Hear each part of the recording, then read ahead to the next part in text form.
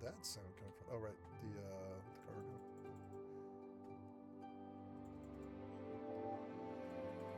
That's 7 million worth of loot.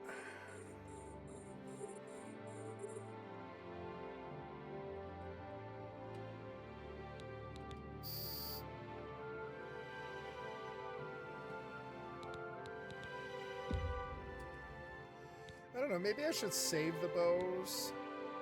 No, they're That's a good deal. bows. You got a great deal there. I can always repair them. Oh yeah, I should haggle with him and drag it up a little bit. Just get him up higher and higher each time. I'll make so much money off this guy. You got a... Ah, these old games, they are fun. No, I want to keep the monk robe, and I'll take that. So, go to all items. Fire damage untouched, burning touch. No, just sell. Wolf pelts. Oh, you drive a hard bargain. Yes, I do. You sell lockpicks. War axe of diminishing. Drain luck on strike. Fine steel bow. That's in my repertoire. Yeah, do that. Cool. Yeah, he had an upgrade. Enchanter Bane helmet. Resist magic on self. 7%. That's a good helmet, but I don't have the money. It's a shame. I wish I had the money. And steel arrows would be good. Yeah, why not? 200 gold, huh? I don't mind that. Yeah, that actually. Thank you for your patch. Yes. Walk always in the... I'm at 87 out of 225 because I've got stuff I got to store. Fine steel bow. Oh, it's an extra 10 pounds is what it is. But oh yeah, and I have a lot of alchemic ingredients now. The shadow of stack them up Sith. and do like a lot all at once. So I have to go back to the city. I love the music. It's good for the stream. I love this music. Back to my box. Can I just keep a box in the Wamet Inn?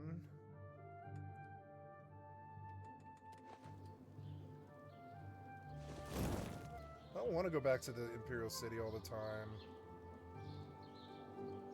I don't know. I don't mind it. Is there a safe storage somewhere near the Wamet Inn?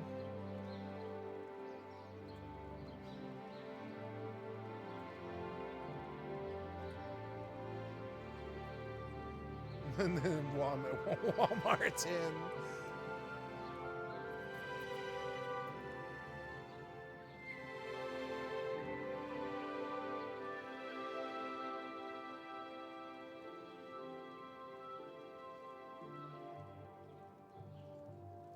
Okay, you will find a single standard chest sitting near the water. If you walk out the back door of the Wamet Inn, that's what I'm gonna do.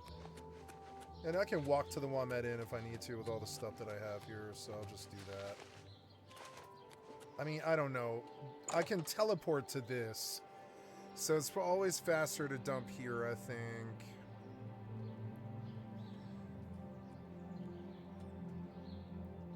I'm not sure I can trust you.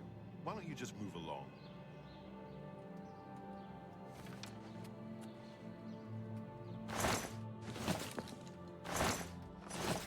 At least I could teleport back, which is nice. And let's go check it out before I make my decision.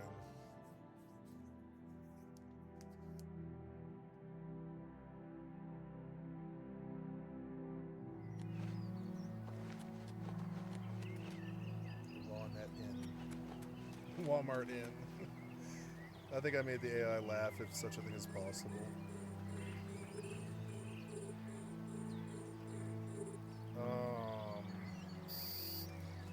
It was funny.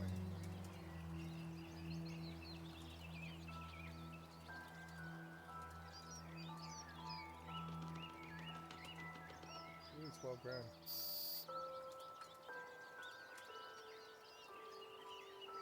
You know, I don't want to do hardcore grind. I want to do the mirror point grind.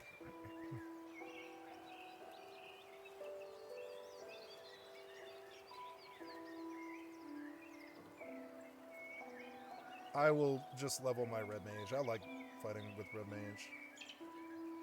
It's slow. I should not play Final Fantasy until August 7th. I should just take it off the rotation. I could. It's free and it doesn't take much system bandwidth. But I could replace Final Fantasy 11 with Fallout 76. Although that's a main game that doesn't, you know, I don't know.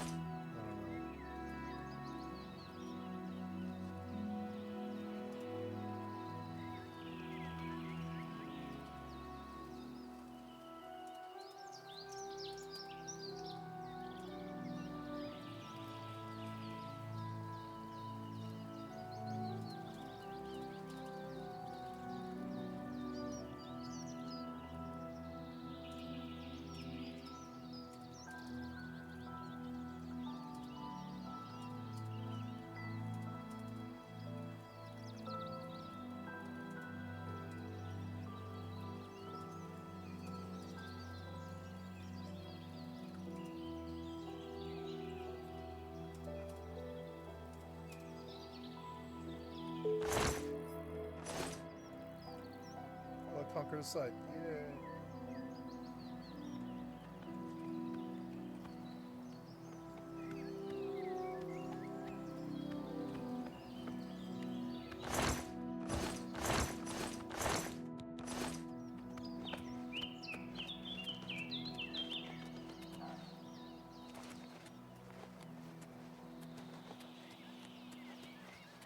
This chest is the same. This chest is the same walking distance as the Imperial Market is.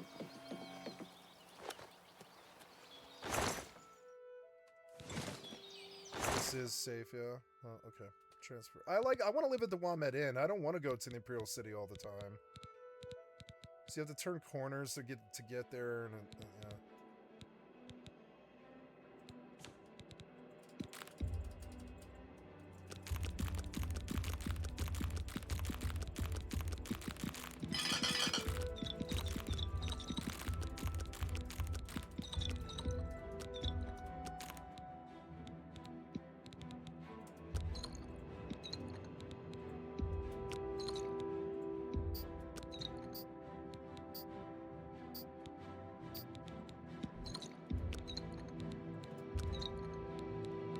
've a lot of potions for early game.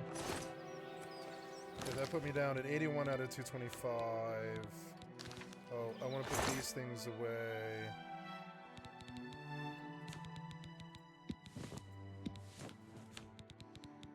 And the steel bow can go away, and the iron arrows can go away. They're like backup arrows now. 44 out of 225 is not bad.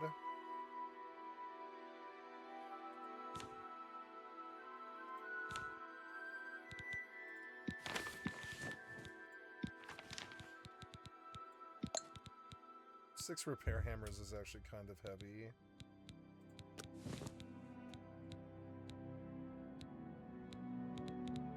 I don't think I need the torch anymore now that I've got the spell, so let's put them away for later use or whatever. Remember, it's good. 38 pounds out of 225, not bad. Okay, back to the Fort Nickel. And to ensure this Tristan, I will leave. Hopefully there's not a camp.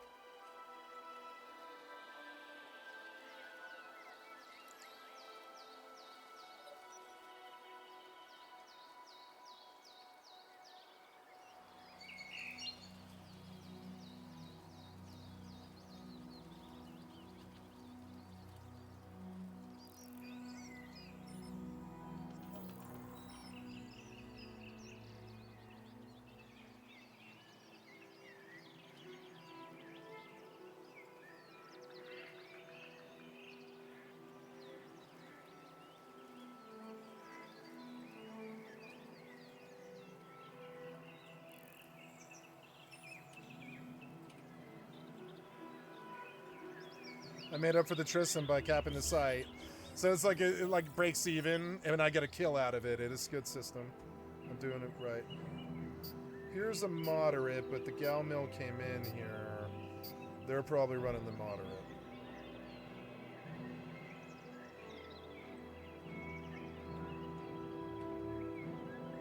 No enemies, thank God. Less people outside Jita than normal.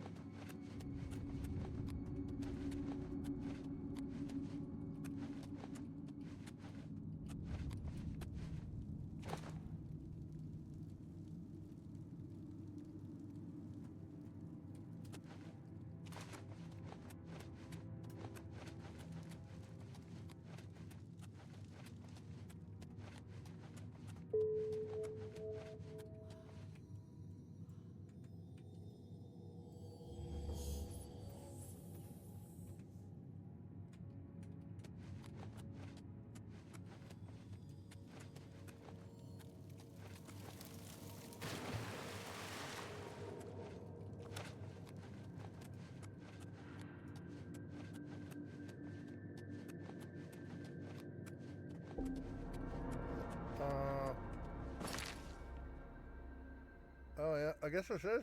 I have finished this, I guess. That was all this place was, huh?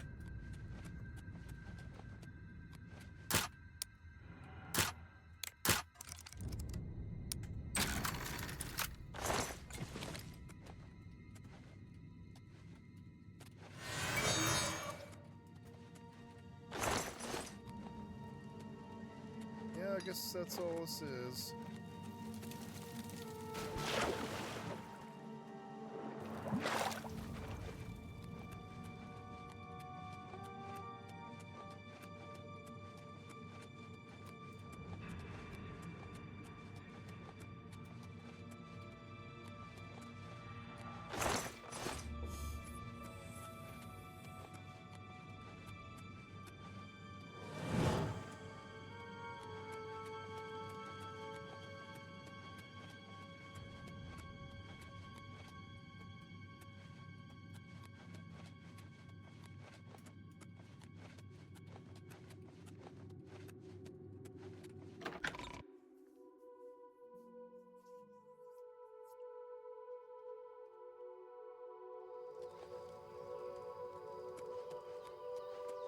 That's cool, the purple keeps going.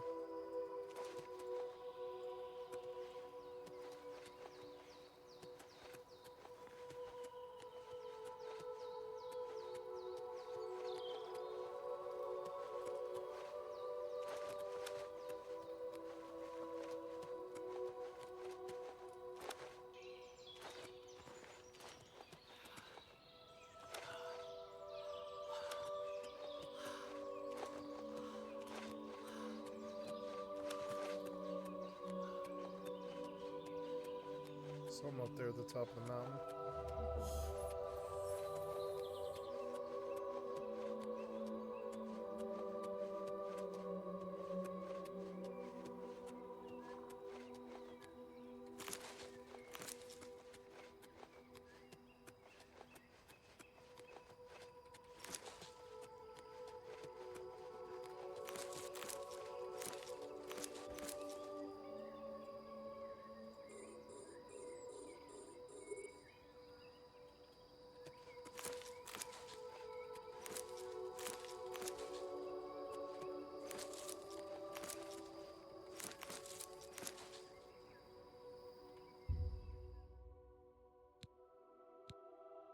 Sure, why not?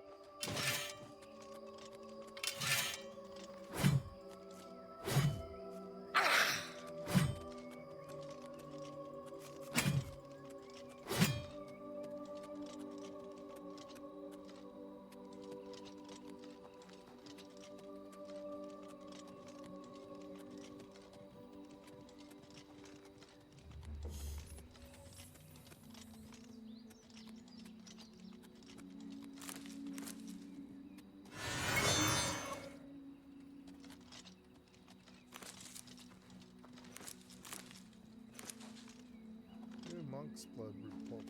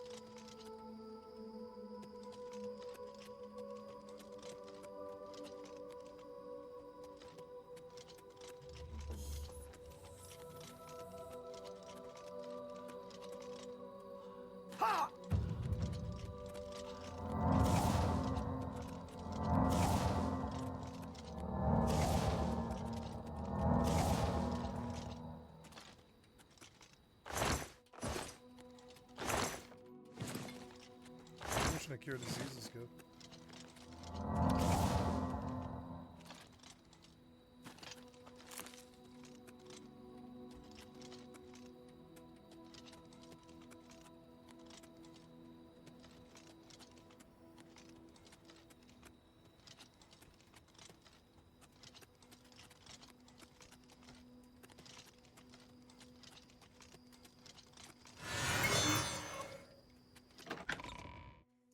Another fort.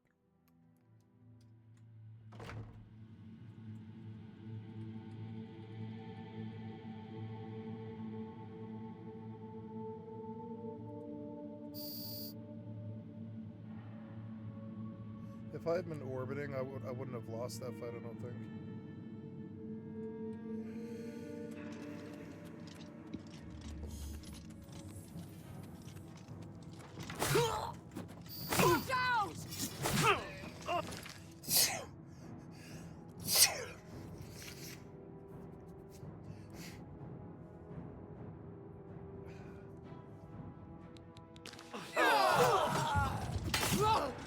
Jump on my sword while you can.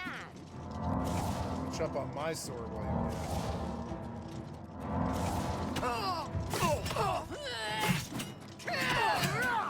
Jump on my sword while you can. You move like a pregnant cow. This ends here.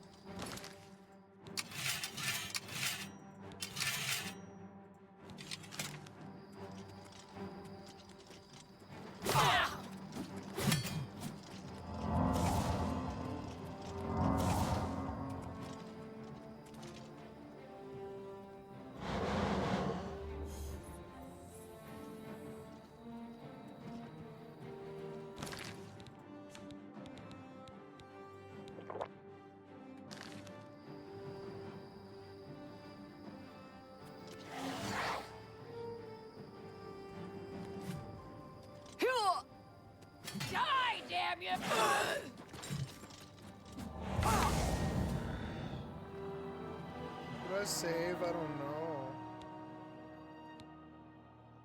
Yeah, I didn't, but that's okay. I recall now that I can call a skeleton, and that might help in this situation.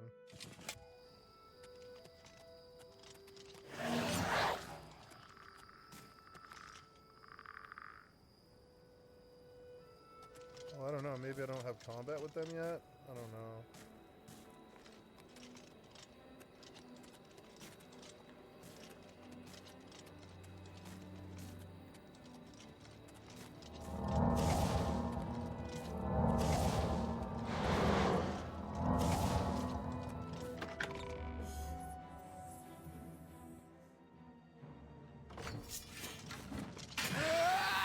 Take that! What's the matter? Getting tired? You'll never take me down! Ha-ha! Die, you mangy house cat! Racist.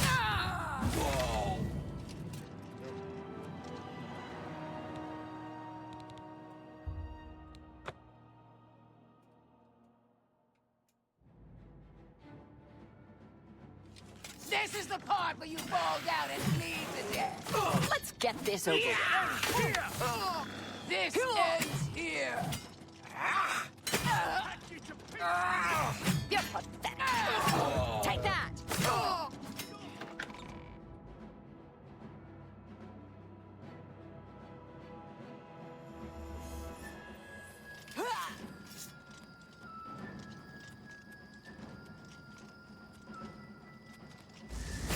Now you will know pain.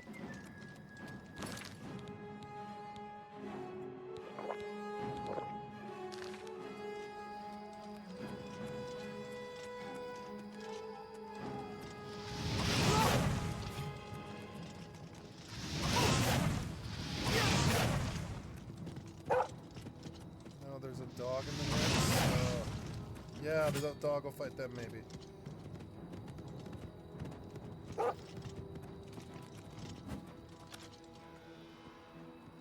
Fight the wolf.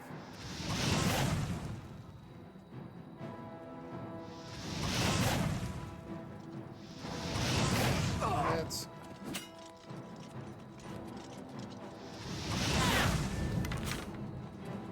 Oh good, my ship wore off finally.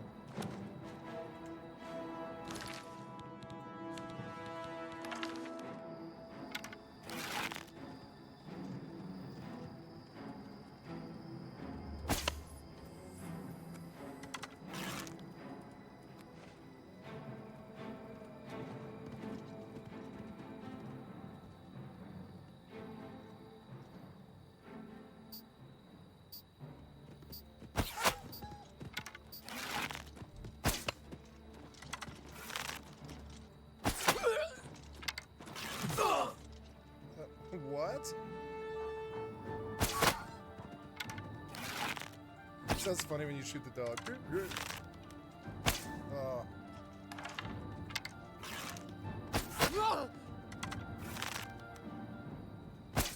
Oh, I hit him too.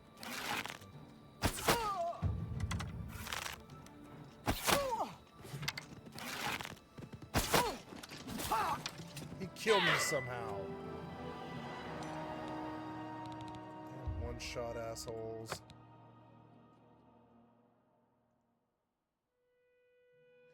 I don't want their damage to be super high like this.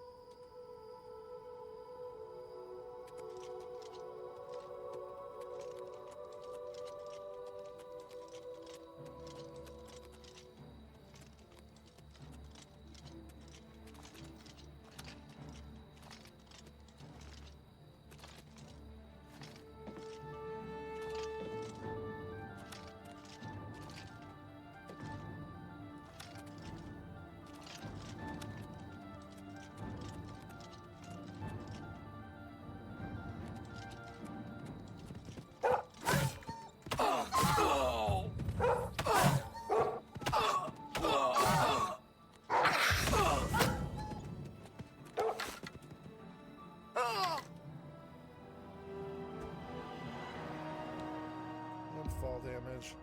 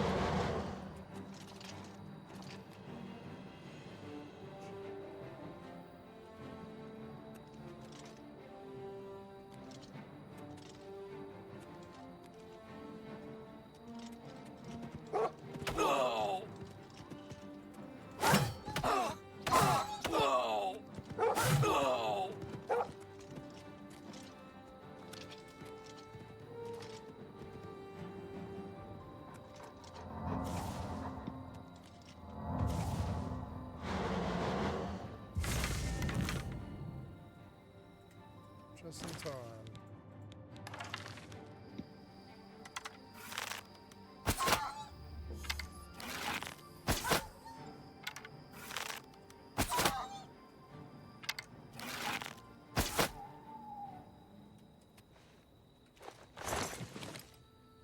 I got my arrows back.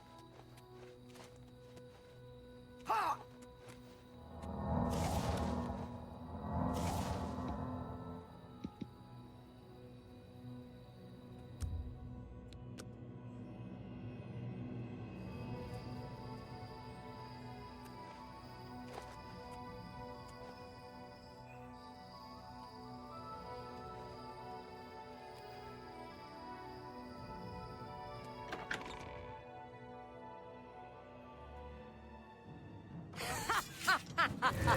You move like a pregnant cow.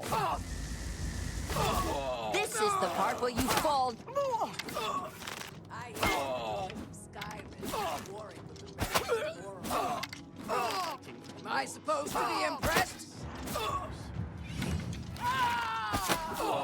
Die, damn you!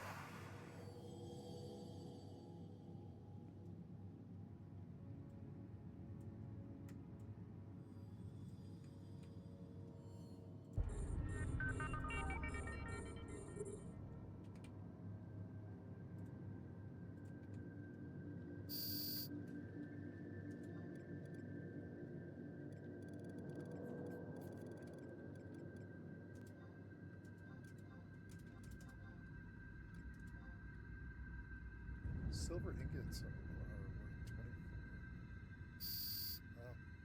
24.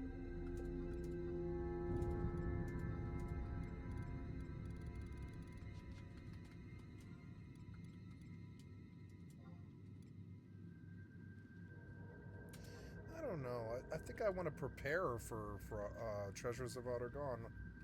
I could just start producing mithril like all day. That is something I could do. Buy fire clusters and just go to work like mithril, like doing mithril every day. The prices might not be too good.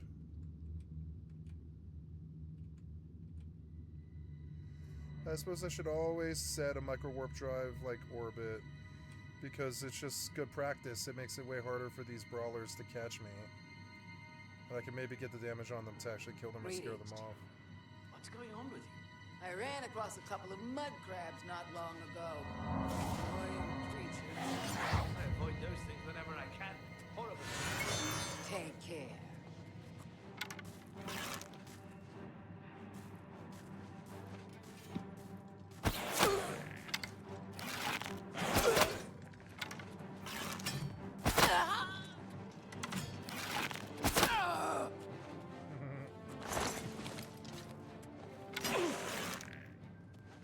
Now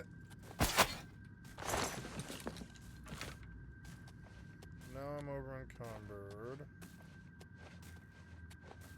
Ooh, look at that sword it dropped.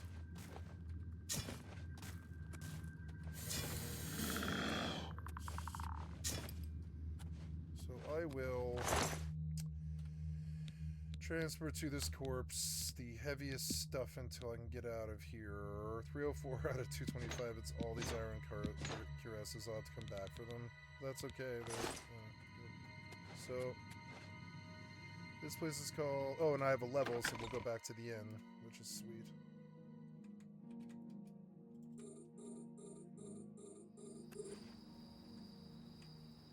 And I will play some Mortal, I think.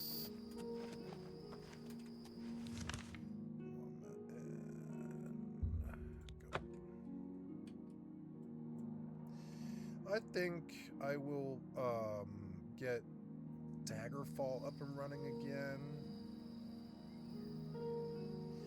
But in order to do that, I think I have to run GOG, and I don't think I've got GOG on this computer because it would reformat.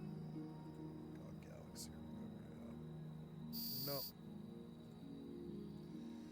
GOG Galaxy. Galaxy 2.0.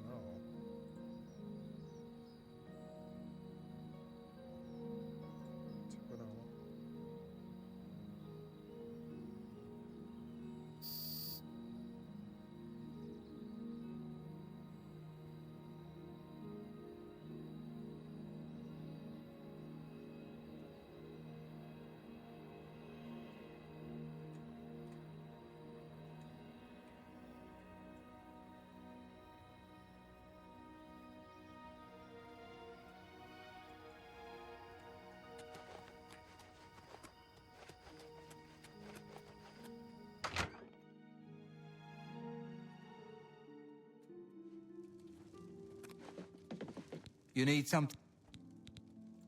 Have a look around. You won't find better prices in all Tamriel. You a little higher now. And sell you stuff. Oh, look, An you can get good money.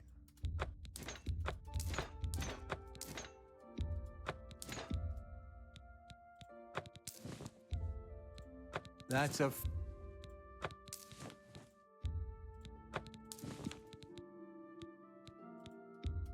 That's more. That's a good... You've made a good... That's a good deal. And we're down to weight again.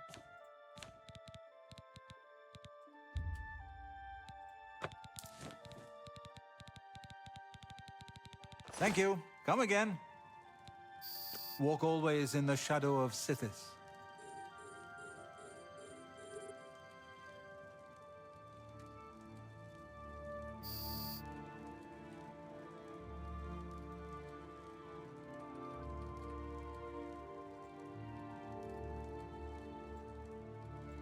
Psst. Hey, you. Yeah, you. Come here. I got what you need. No Speak. innkeeper.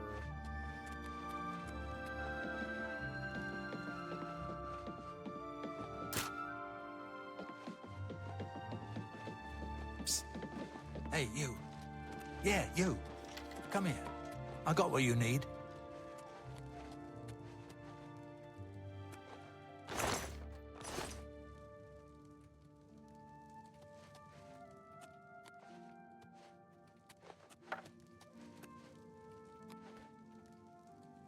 Psst. Hey, you. Yeah, you. Come here. I got what you need. She, like, Any luck phased on out, those phased out. bottles? There's a fresh bed available to anyone who's got the 10 gold. Would you like it? So, keep looking for that wine. Farewell.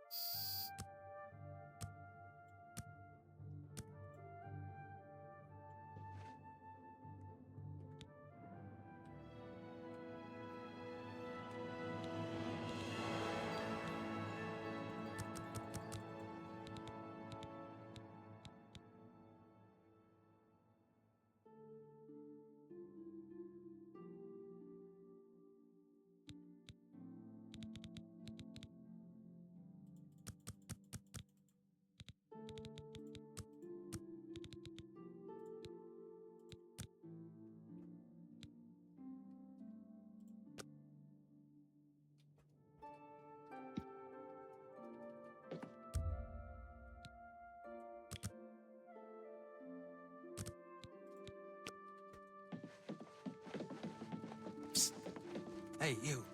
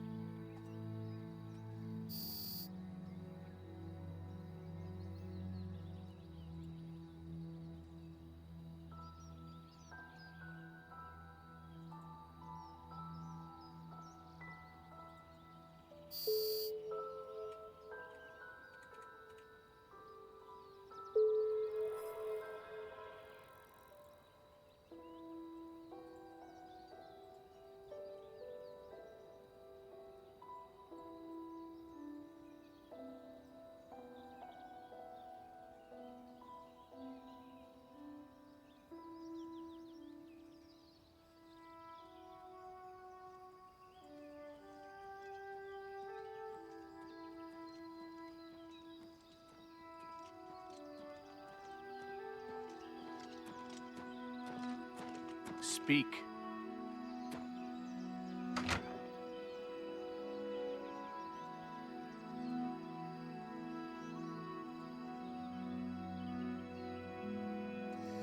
No, I want a permanent install on my D drive.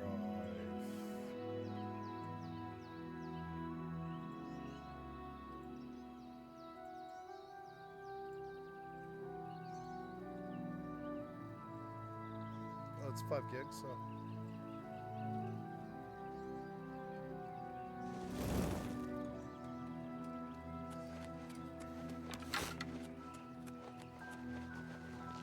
Hello there. Go ahead, please. He's that Imperial Watch captain, chasing after shadows, if you ask me. I can't make up my mind about the... Farewell.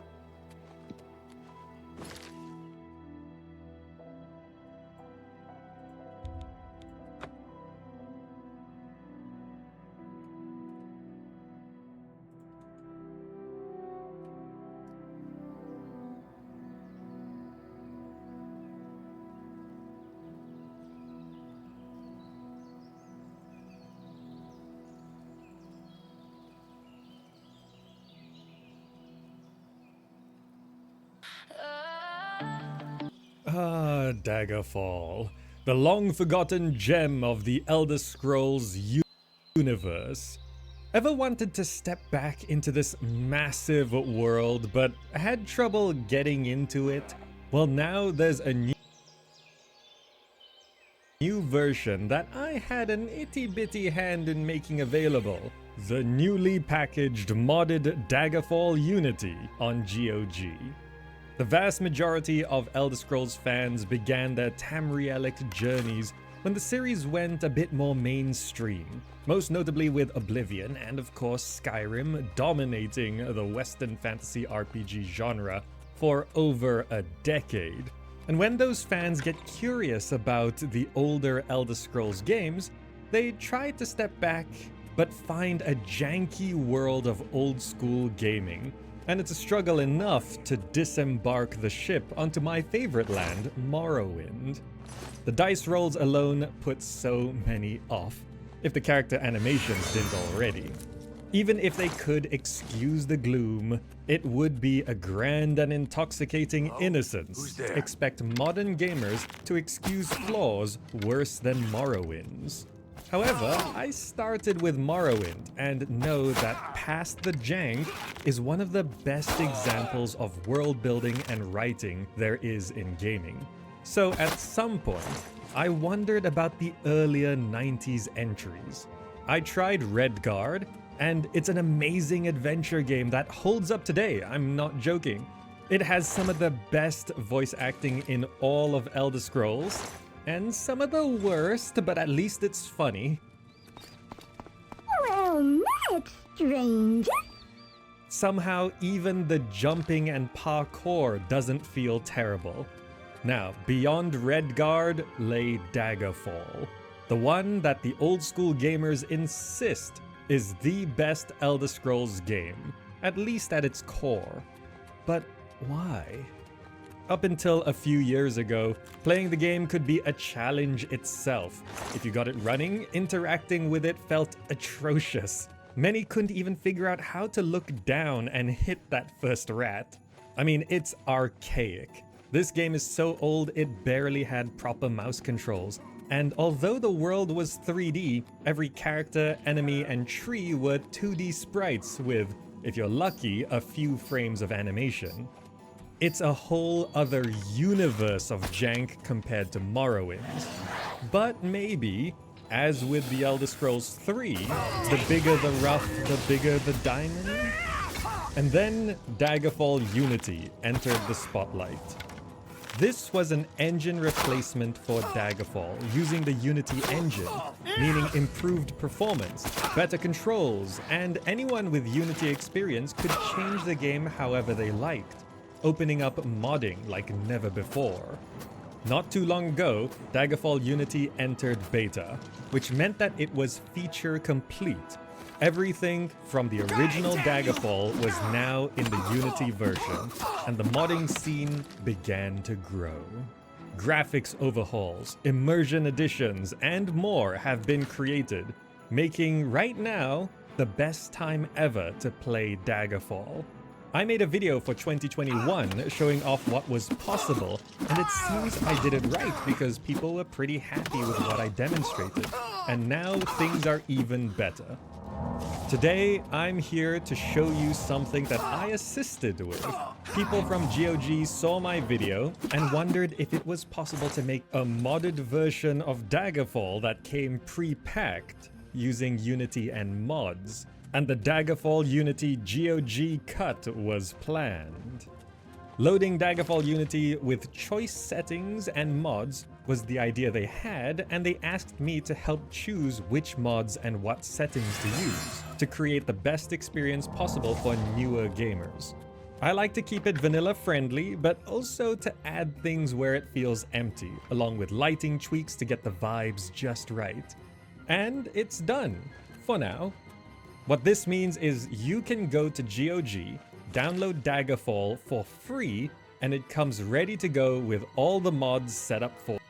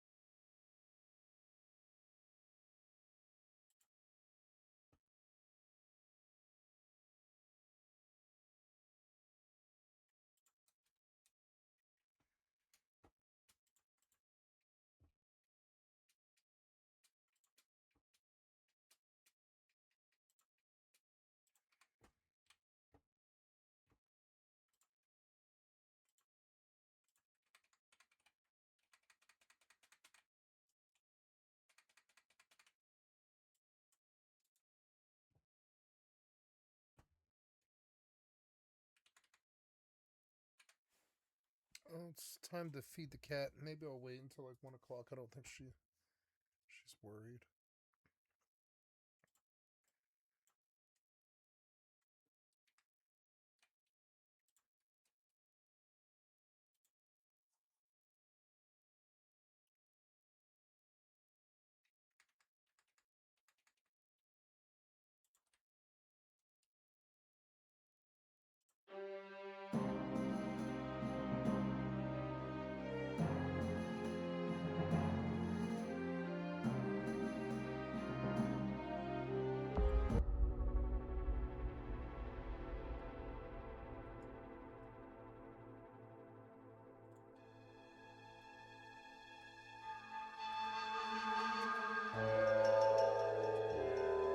Cool.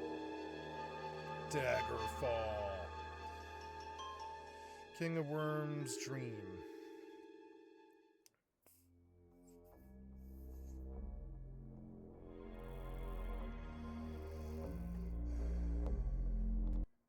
Oops.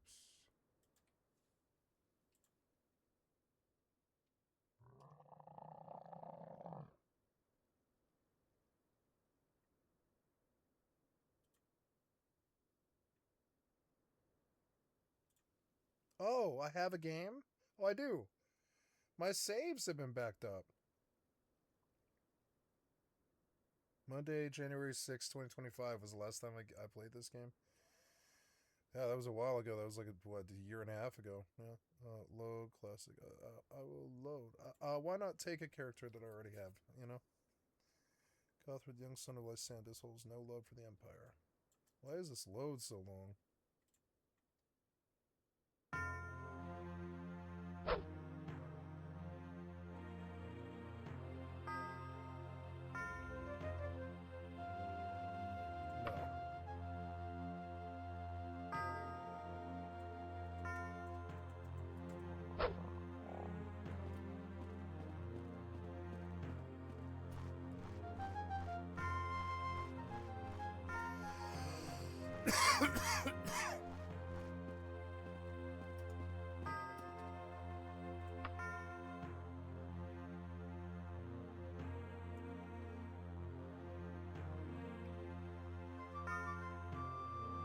Cast spell, recast spells queue.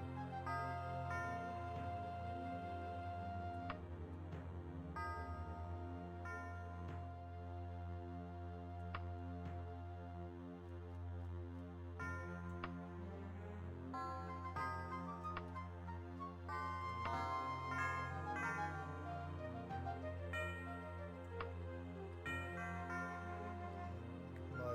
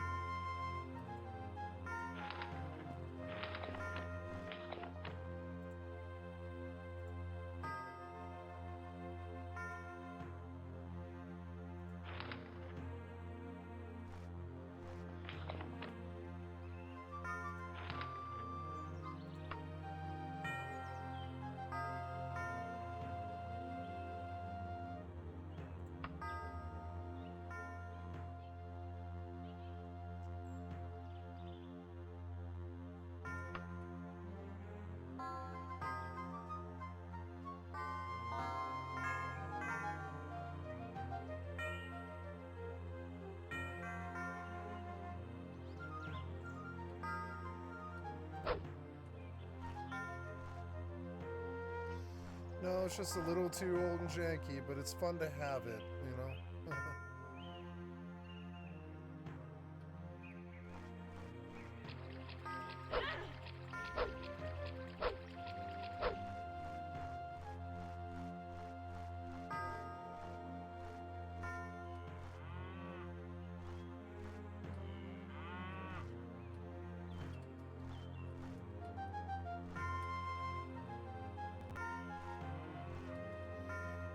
I like to think that I can play these old janky games, but I don't think I can, honestly. I don't need to.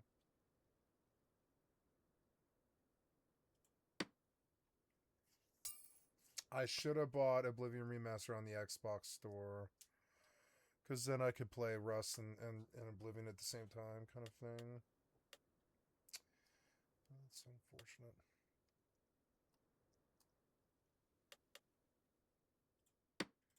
Yay, no queue.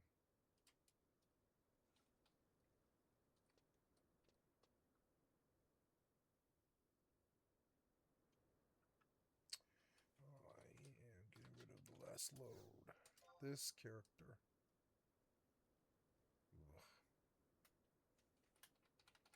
Ugh.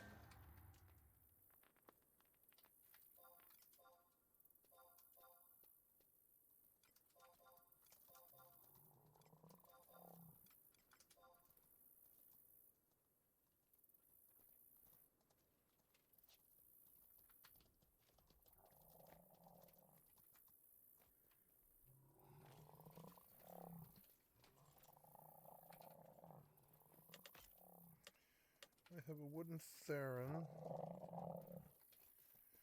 Oh yes, I am working on Gems box. I forgot, and I need to go to a bank.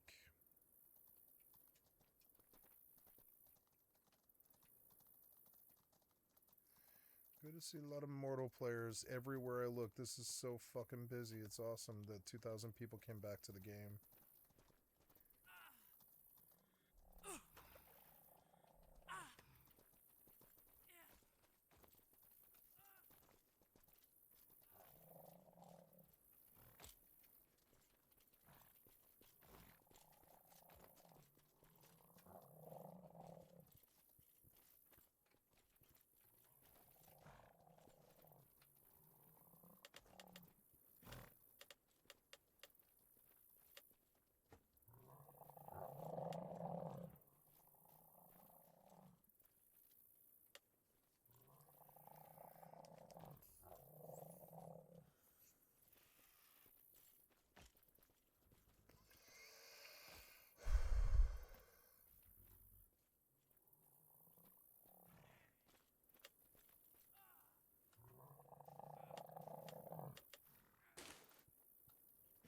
Dipshit.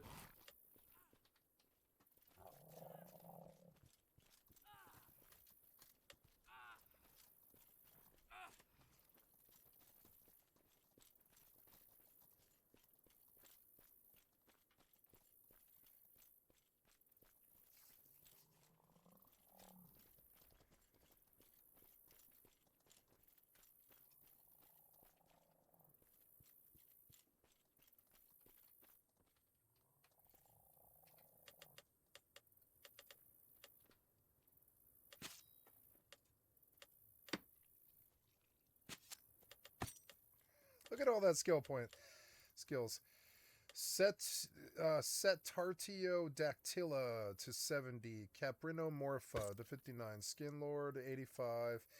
Butchery to 43. Peckera increased to 47. Quality Leather Lore increased to 24. Keratin Lore increased to 63. Bone Tissue Lore increased to 76. Crafting Appliance increased to 43. Image Lore increased to 76. Fat and Tallow Lore. You know, I should make pet equipment bags with this. You really make my horns on my helmet stand up on its end. I can't handle it. It's unbelievable. The moon, the stars, they can't take me from you. Leather lore increased to 80. Horn lore increased to 26. Fucking idiot. Leather lore increased to 80. Horn lore increased to 26. Butcher workbench increased to 43. Flesh lore increased to 100. Zoology increased to 96. Venison lore increased to 27.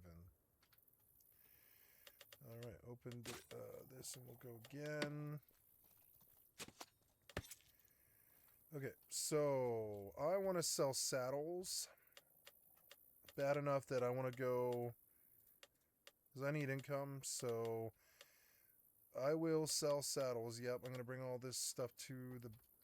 well, no, I guess I'll go take this to the crafting area. And I don't remember where it is. I think it's down the road somewhere. The gems block is productive money-wise. At least this stuff doesn't, like, set me back. You know, it doesn't cost me money to do any of this, which is good. It makes me money. Oh, speaking of which, yep, get me in there. Gal Mill has been sitting in this system for a long time, and I don't know why.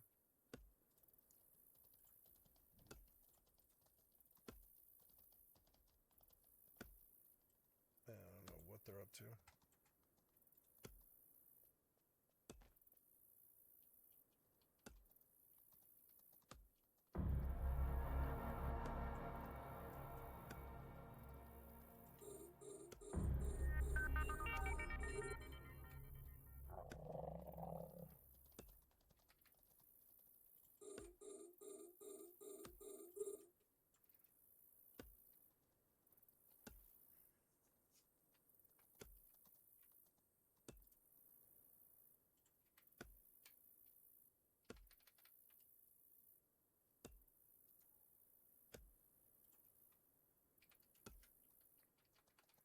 The guy's just chopping trees in the town. I mean, well, yeah, like, why would they gank you? I guess. And there's lots and lots of trees there. So, what do I do? I guess I go find the pet equipment table, which... Yeah, that's the library. Oh, do I need a book? Oh, I do need a book. Yeah, maybe I sell something, huh? Can I sell any of this? Yeah, I probably could sell, like, a bunch of this. Yeah, let's go sell a bunch of this at the library and buy a book. My archery is at 70, which is good. I wish I could go higher. Now I need mental concentration, I think. Is my ecumenical 70? Yes, and then getting there. And then mental training, I guess, is the next one, I think. Mental training and then mental offense. Mental training, I don't know. Maybe it's only mental offense, but we'll go, mental offense is the one that it, like, it's the efficacy of the spells. So I need mental offense now. Mental training. Your mental training. So yeah, take a mental training book. Sell him this stuff. Oh, you don't want this? Oh, he doesn't want it, huh? Oh, this isn't going to work. I'll have to go sell to a real vendor. I don't know where to do that. Or I do, I guess. It's the vendors. Get off me. Get off me.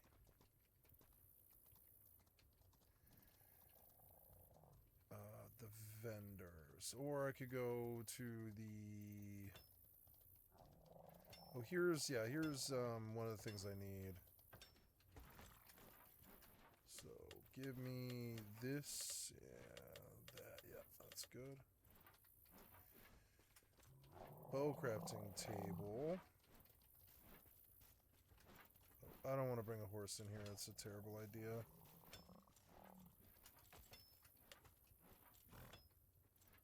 No, wait, that's like blocking the door. Come here.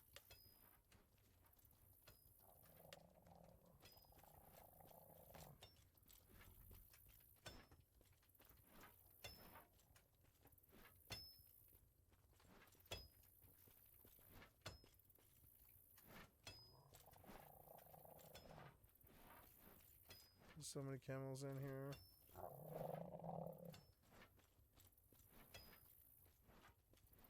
Ah, here we go. Large Galmo bags. I'm losing my headphones here. Oh, 2 crafts. Good.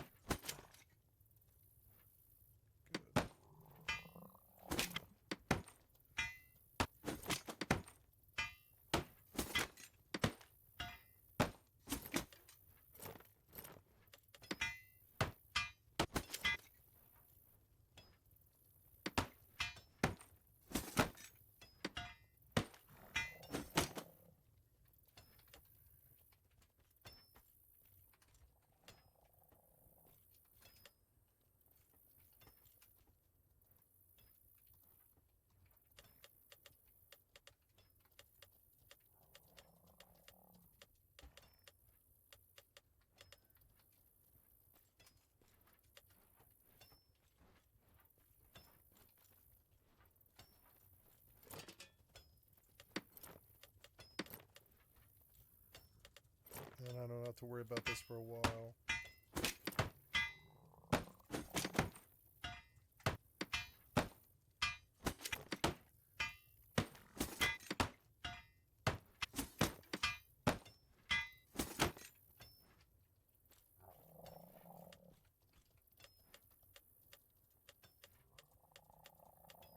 There we go. And cool. And then I will get on the Galmo and I will go attempt to find a vendor. I know where one is. It's just right over here.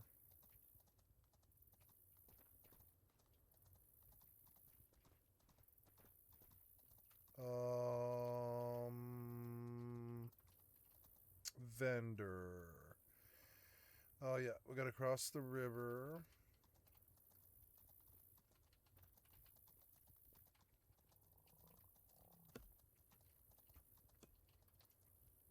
This game looks so good now. It's running so well. Unreal's a good engine.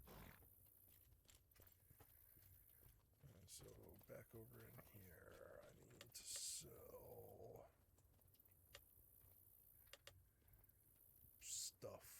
Yeah, come back here. Or actually, I don't think I am going to sell any of that stuff. I don't need to. I'm just going to stick it away and stack it up until I have a whole unit of it, and then I'll sell it for some amount. I go to the vendor, and I don't need a vendor. And so I'm going to go to the auction now and sell saddles. Looking at the floor.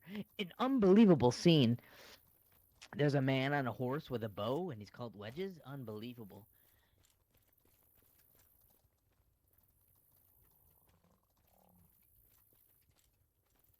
Yo, where's the task manager at?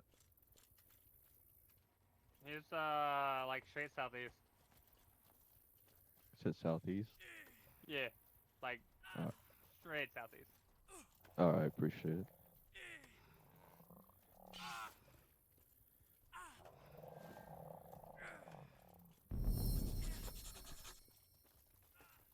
Wow, he looks awesome.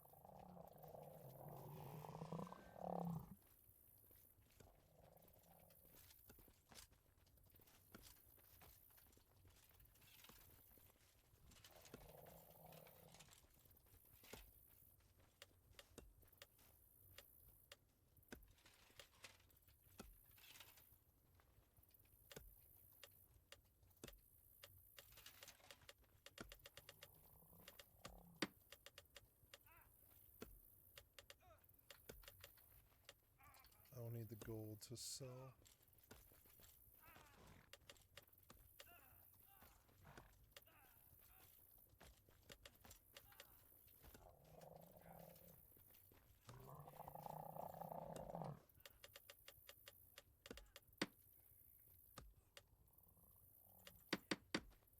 No sales found. Why does it say new items? Oh, there. Oh, nice. I made 13 gold off something. I don't know what. So, I want to sell saddles. Pool saddles. There we go. Saddle. Let's see if there's any gamel bags on the market currently to see if there's gamel bag crafting. I don't think you need that. Anyway, pig quants, roasted gamel. 15 gold. Nope, I'm gonna sell saddles for, I don't know, 5 gold? Brothers, may I ask of you a question? Where can one find lore jadeite book? Obviously the librarians in here are stupid. Is there a town that's close I can find a jadeite lore book at? It's not in this library. In the marketplace. I didn't think about that. Let's me look.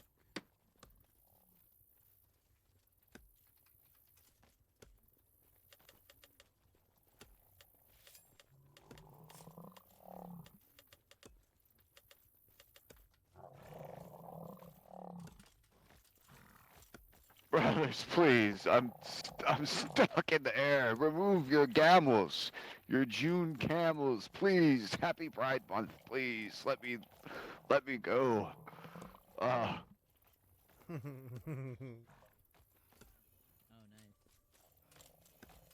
Oh my God, we're stuck in here.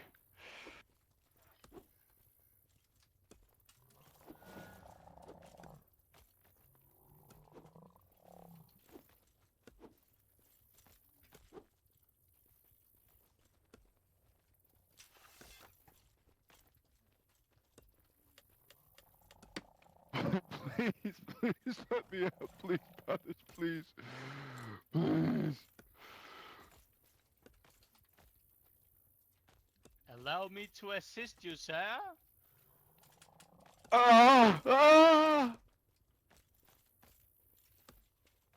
I'm being flung about I think you're fine now. Come. like a small Nordic woman amongst the stars. I'm being flung about.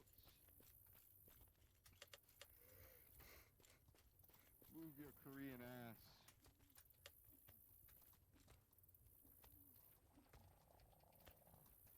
Ah, yes. Racist. Thank you, brother.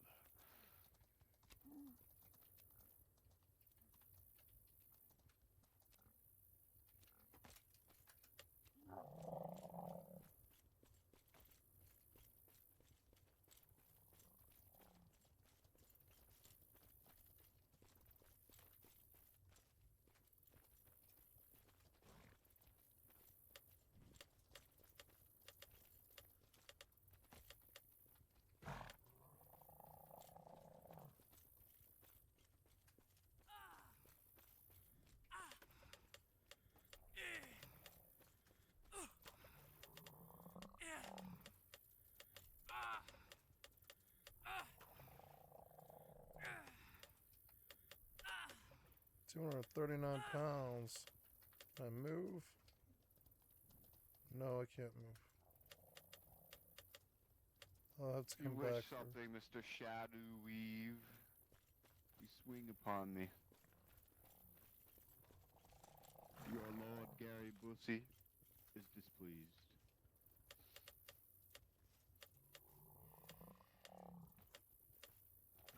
I didn't mean to put those things away. I want to sell those. Well, yeah, I need to sell things, I guess. I have to go sell things I didn't really realize. Damn it. I don't want to go do that right now, but that's alright. Here's a saddle for if I die. And let's go sell all this crap to the vendor. I wish there was a closer vendor. I wish there was a better vendor around here. I should check like all the buildings and look for a vendor. I don't know. Where's the best vendor? I don't really know.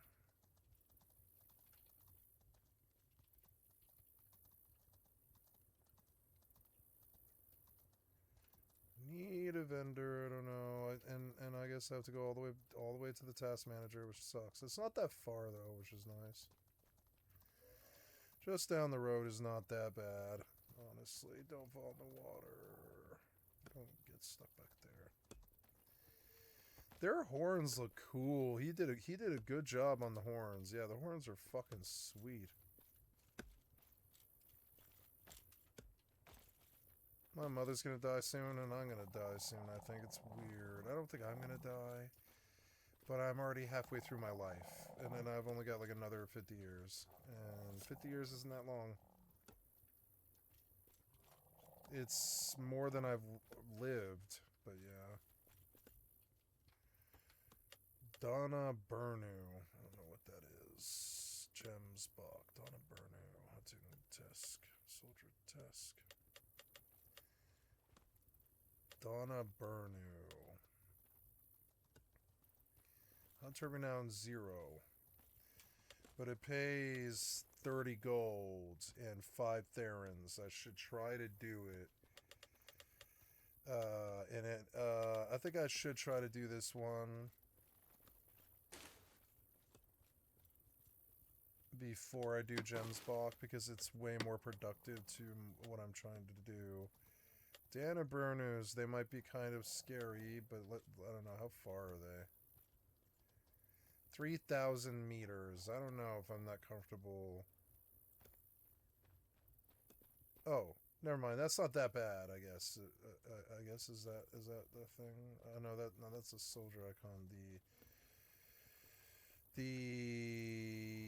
I guess we could do that. My guess is, though, I mean, I don't know, that doesn't look that bad. Yeah, like, so if Yesel was a 10-minute ride. So this is like a 15-minute ride out there or something. And it seems like a fun adventure, but it also sounds like death. I don't want to die way the fuck out there, because I like my set. So no, now that we know how far it is, I don't think so. I'll take Gemsbach and sell.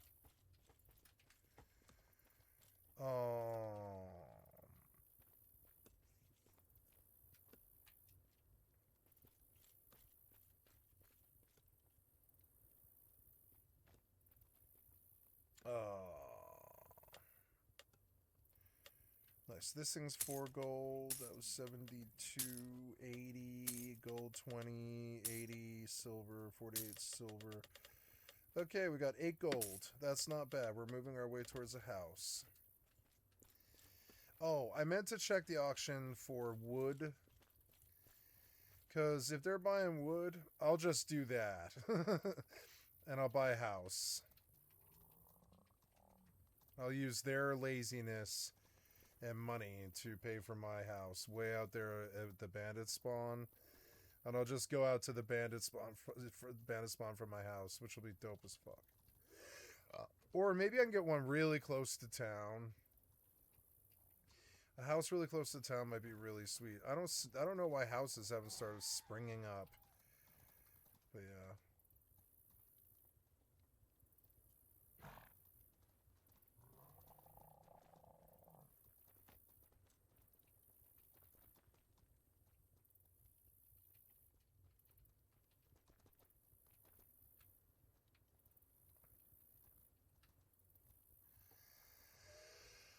I'm not going, oh, I have 8 gold. Let's go to the bank.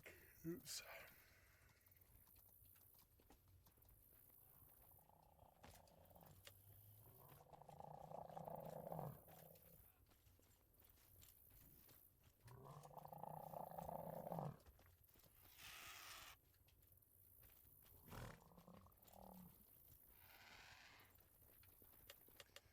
I need to check for wood in the buy orders.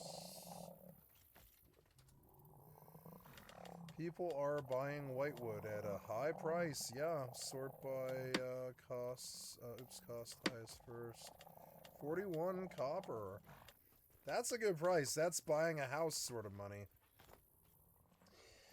White wood is what they're looking for. Yeah, and white wood's the only thing they're buying.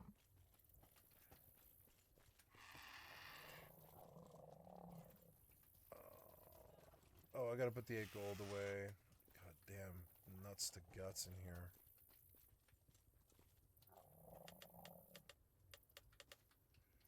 Okay, so...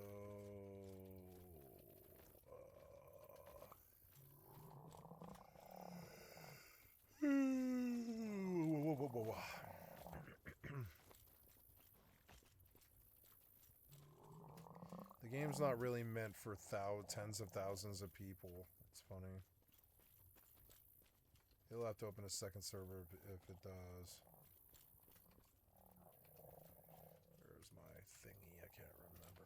Did I put the gold away? Yeah, I did, but I don't know. Oh, no, I have to get other stuff off of the Galmo. This is annoying. Somebody get the Ellie out. Don't farm the fuck out of it.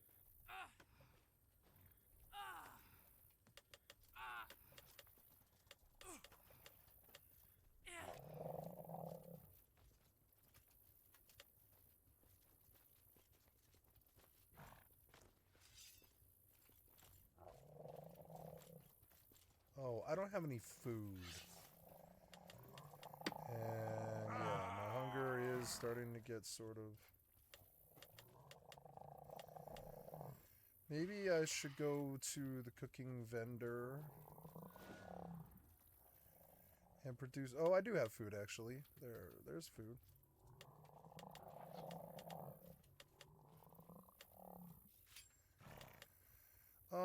I do have to worry about food. Yeah, that is something I do need to do. So I'll carry silver to go buy. Where'd the silver go?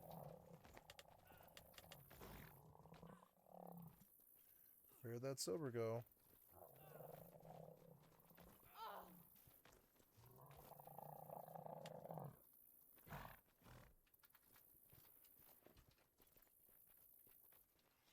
That silver, it's not there anymore.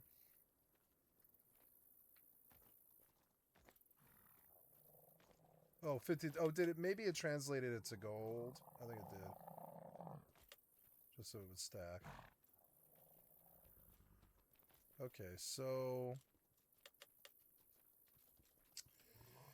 I do want to cook. It is a skill that I would like to work on. I could even make some money off of it, maybe. Let's go cook. Which means going to the... Oh god, I gotta call my Galmo here.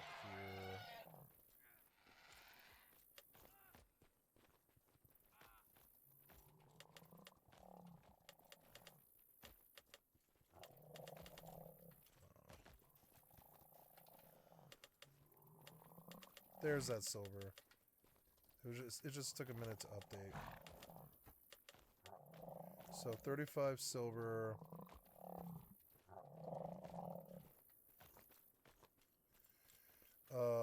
Oh, I put all the meat away, but actually I was going to go buy food. Damn it. I better take the Galmo outside before I get caught in here.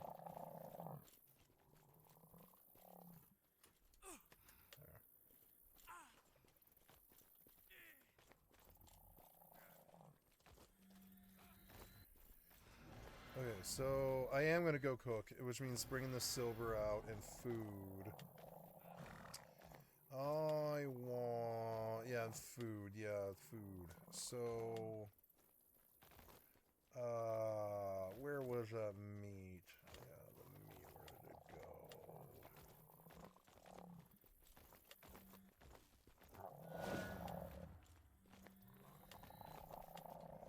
It's weird. I don't think items are updating, and it's weird. Like, the bank is being very slow. Can't see the damn banker.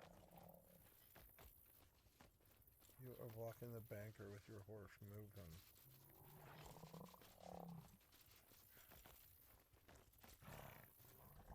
Get these fucking gals out of my way! I'm gonna crash the fuck out. Sir, calm down. Sir, I will calm kill down. a child. Sir, calm down. You sound like a prepubescent toddler. Sir, calm down. Oh my gosh.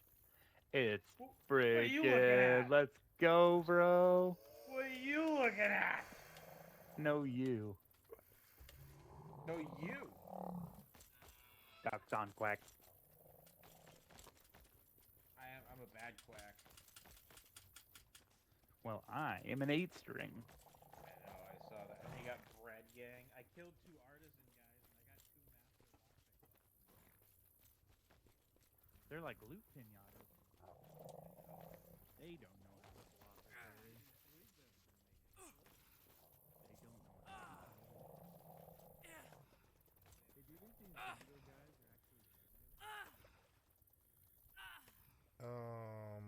Food is a thing. Did I get the food? I did. Yeah.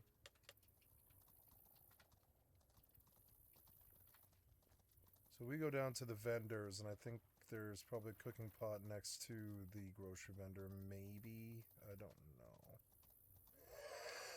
know. I could buy a campfire and just do it there for 50 silver. So I don't have to go anywhere.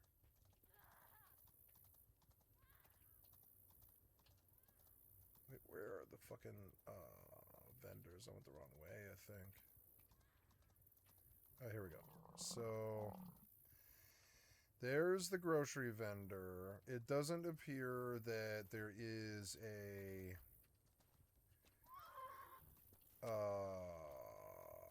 it doesn't appear that there is a cauldron here, so I guess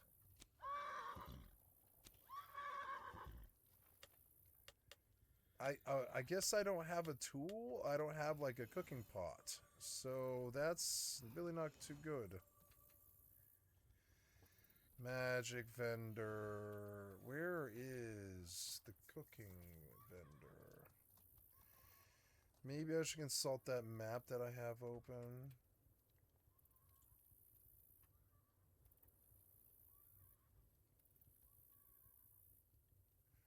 I don't know where.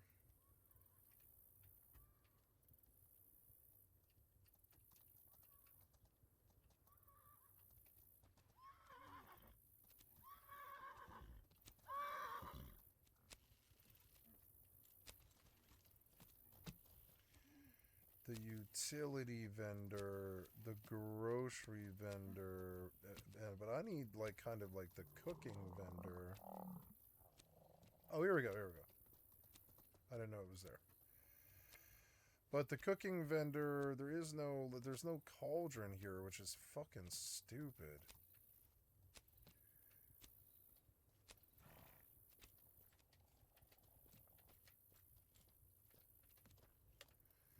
Give me a cooking pot. And I will buy a campfire from the utility vendor.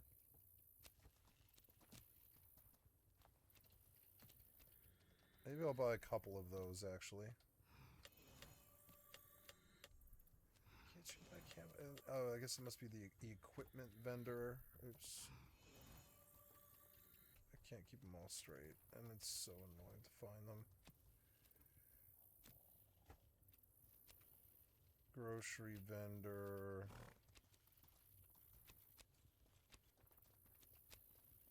Equipment vendor.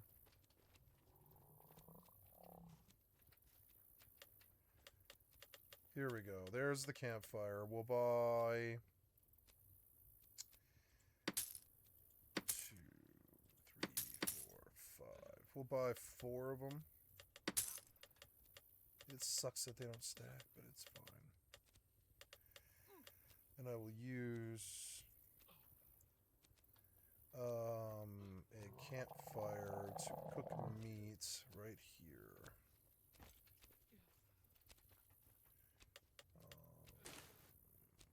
My bar changed.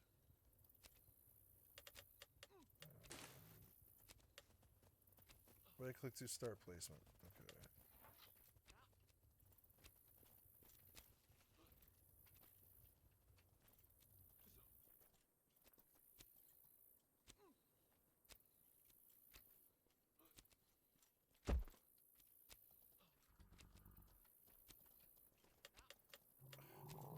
Why did you have to stand on where I'm fucking putting this, you idiot? Fucking move. Ah, damn it.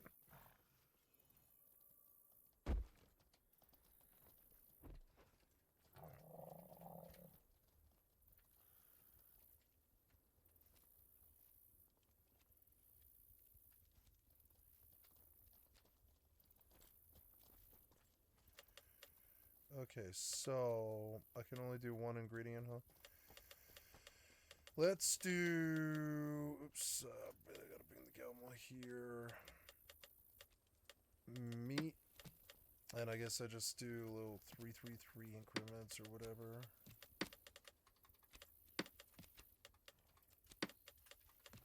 I think it's like 333.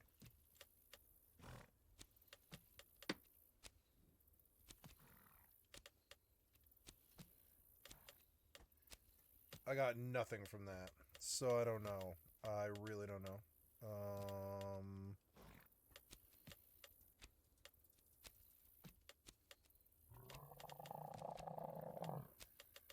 Let's try 666. I don't know. There, sit there. That I got what I was looking for there. So it's not. It's like 666. Really. What about 5? What about 444? We'll see. Like, what about 444? Is that enough? Cooking pot's at 39, but not really cooking. 555. Just trying to find the perfect number here. Nope. So try 666. But no cooking. Cooking increased to 32. So I don't know. I guess I'm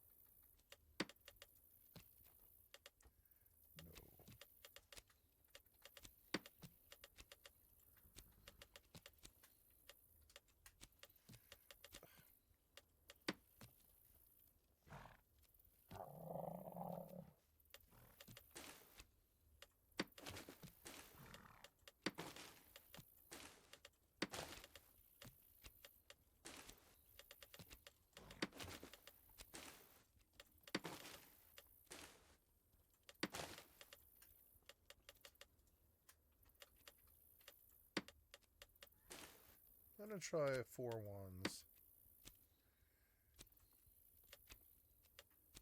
Cooking pot, but not cooking, which is... Oh, no, there. Cooking increased to 33.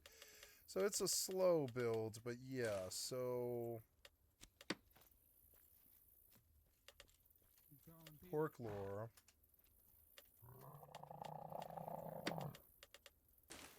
Oh, I could do 2 ingredients now, which is good.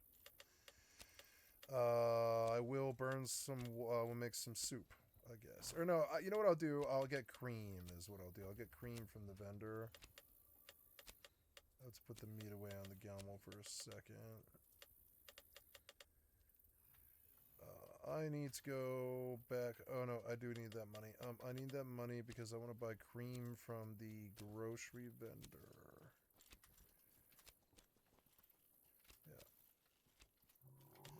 Grocery vendor. Cream or butter. Butter. I don't know. Butter, cream, butter, pepper, or salt. Meat would be maybe better with pepper. So give me like 1,200 pepper or whatever. How much is that? That's 15 gold. So give me like, I don't know, 200 pepper. I don't know. How much pepper should I add is the other Hey, thing. what are you doing to that horse? Hey! Hey! Hey, get your dick out of that horse! Hey!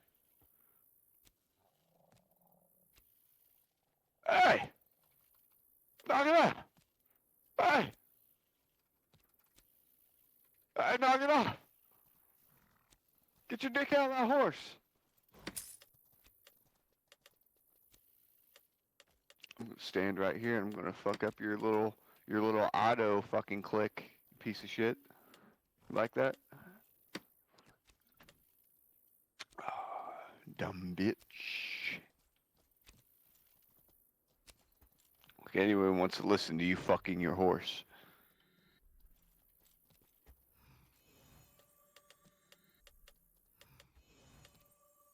Report that idiot for auto-scripting. God, I'm calling Peter. I'm calling Peter. he's coming.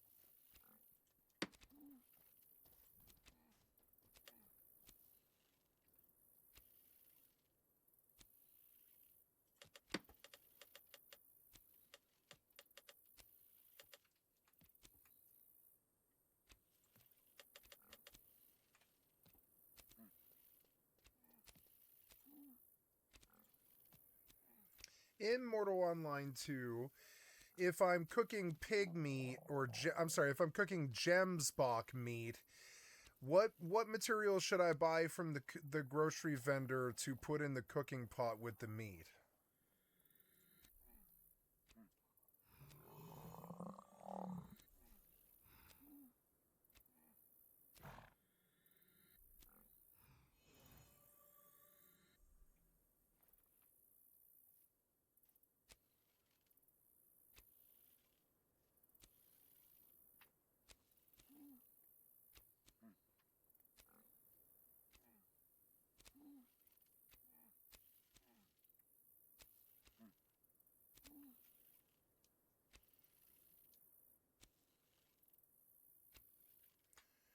Meat, water, and salt. How much meat and how much salt? Can you give me a ratio? I'm trying to level cooking. How much meat and how much salt? Can you give me a ratio? And how much water? Or no, I can only do 2 ingredients, so what should I do? And how much?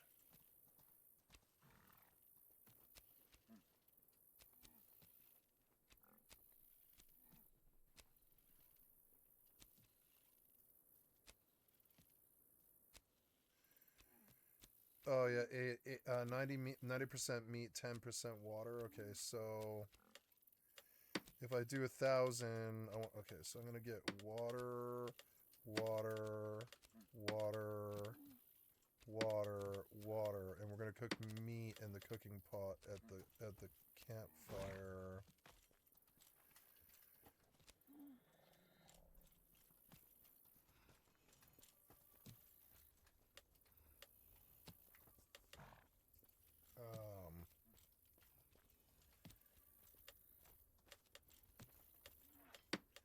So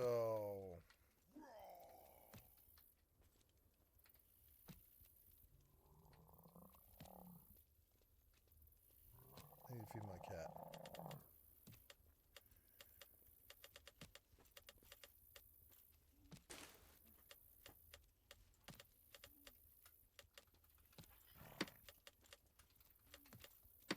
Okay, I got a good increment here.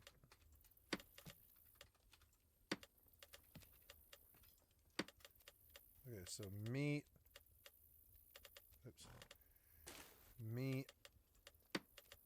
Water.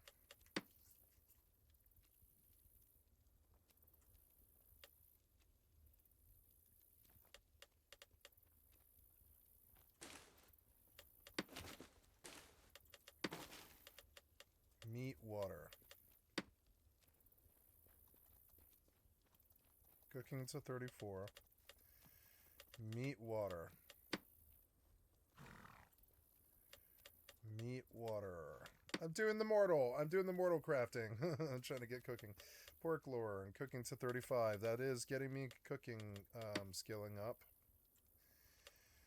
Meat and water. How long is this training supposed to take me? Oh, I didn't get a book? I didn't buy a book yet. Damn it, I have to go do that. Do this first though. So, meat and water, hold to cook. Okay, more water. More water.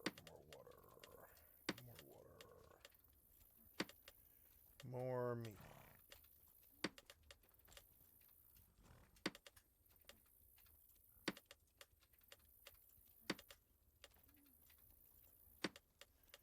Meat, water.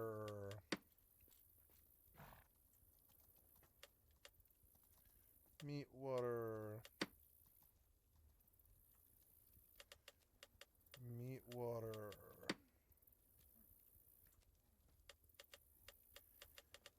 Meat, water.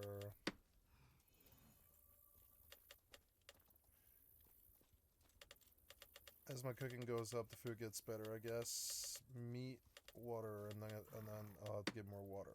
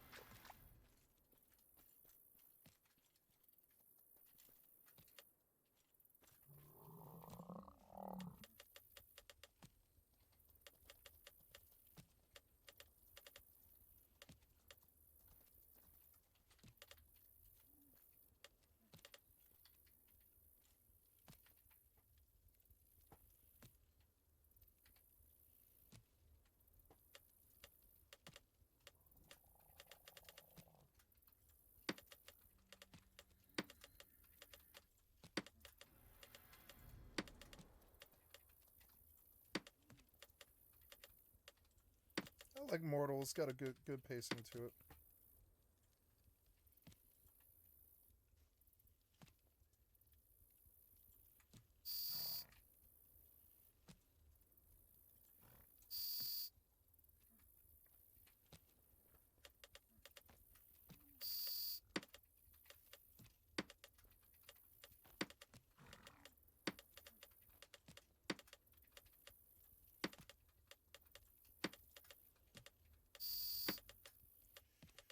Meat, water. Your inventory is full. Oops. So, okay, reduce. Meat, water. Meat, water. Not getting cooking, but I'm getting a lot of other stuff, good stuff. Meat, water.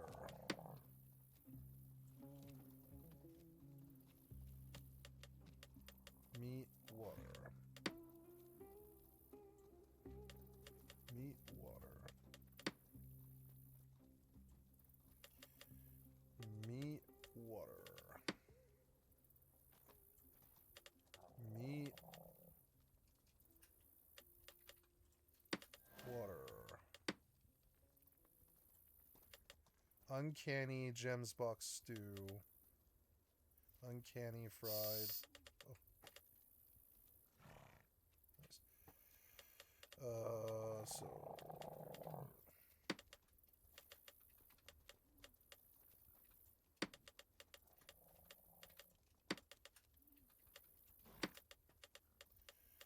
Okay, here we go. Meat, water. Cooking increase to 42. Meat and water.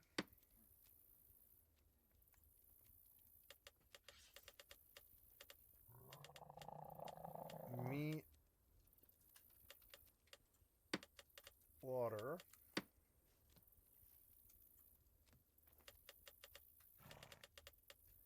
Okay. Strange Gembox Stew. Uncanny. 10.6, 11.6. Uncanny Fried Gems Box is a little bit to 12.5. 12.5. So I guess I will eat some of this. Strange fried gems vodka. That's all I needed to get full. Yeah, I guess so, huh? Well, that's cool.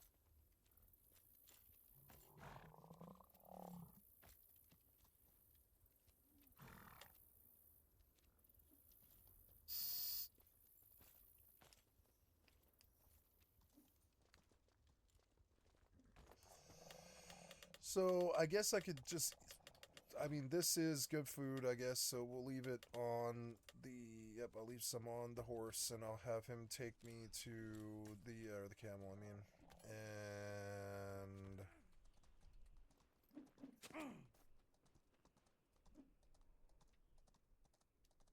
There's a, oh no, Jim's vodka. I'll store all this food in the bank. And then I will go out the east side and kill Jem's box slowly for like an hour, and I'm gonna feed my cat and eat something. Hello. Let's see. Yeah, I'm gonna leave this here. Damn, this place is hopping, and it's late at night too. This game did not die.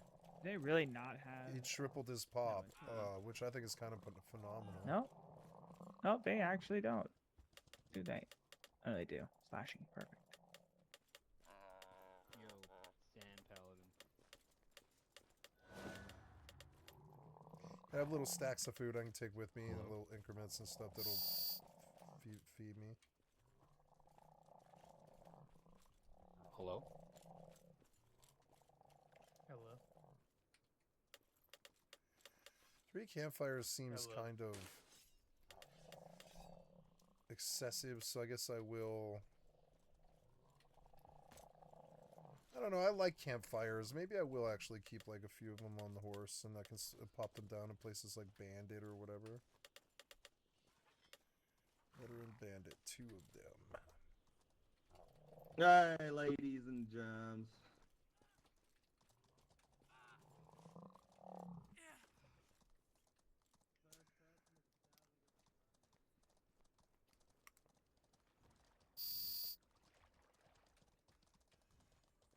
Good, yeah, they're just auto-killing.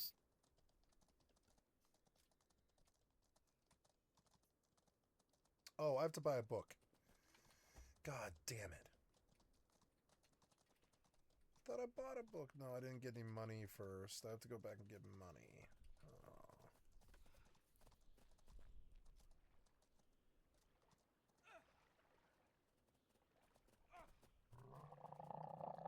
Oh. The cat scratched my arm and it itches.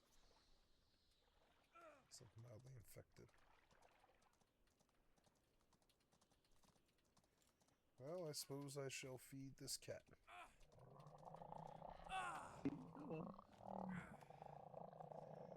I'll definitely get paid for it. I want to...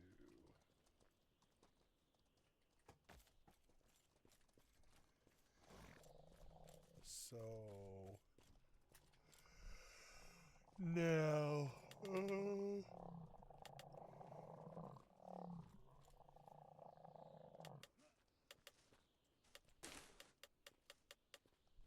Oh yeah, probably should have got more water. But anyways, I'm back here to get money for a book. Like 5 gold or something. And then...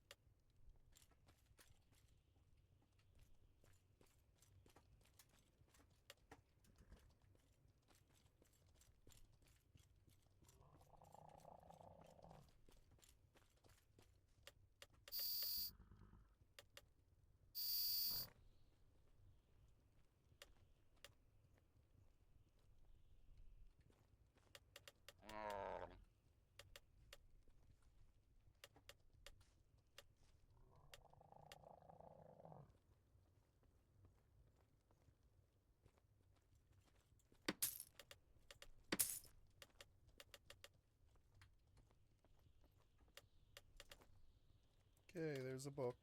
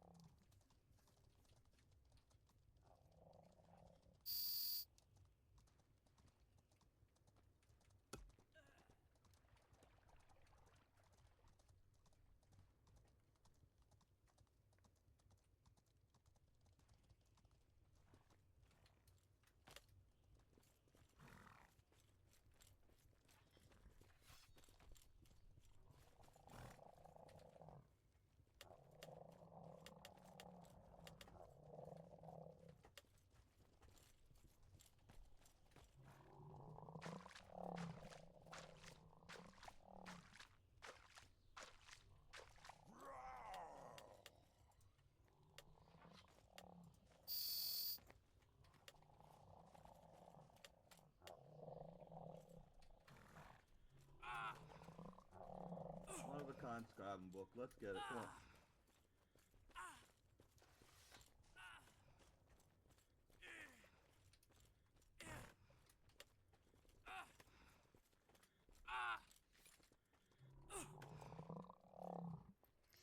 My headphones died, and this is a good time to feed the cat and get something to eat.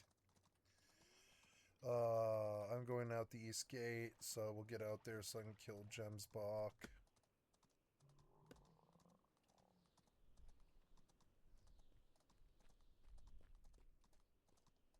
I kind of wish I had an attractive female body, but I also don't care. I don't care what I look like. It's in a first-person game.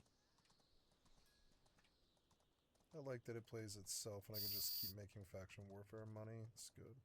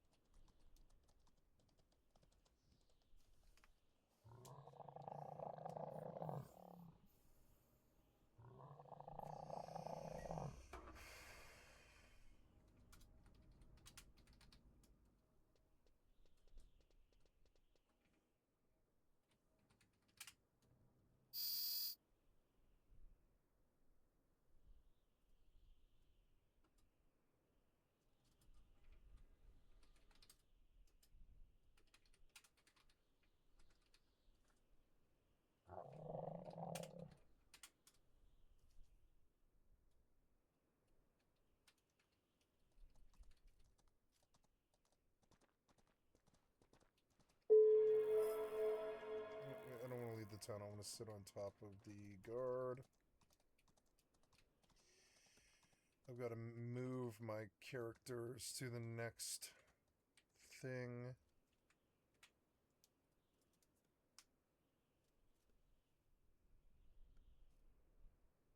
Oh no, I guess I just wait. So we're gonna safe up, I guess, actually.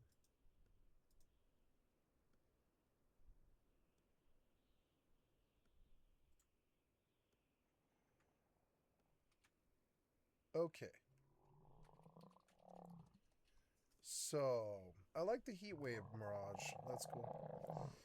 Anyways, I'm going to go.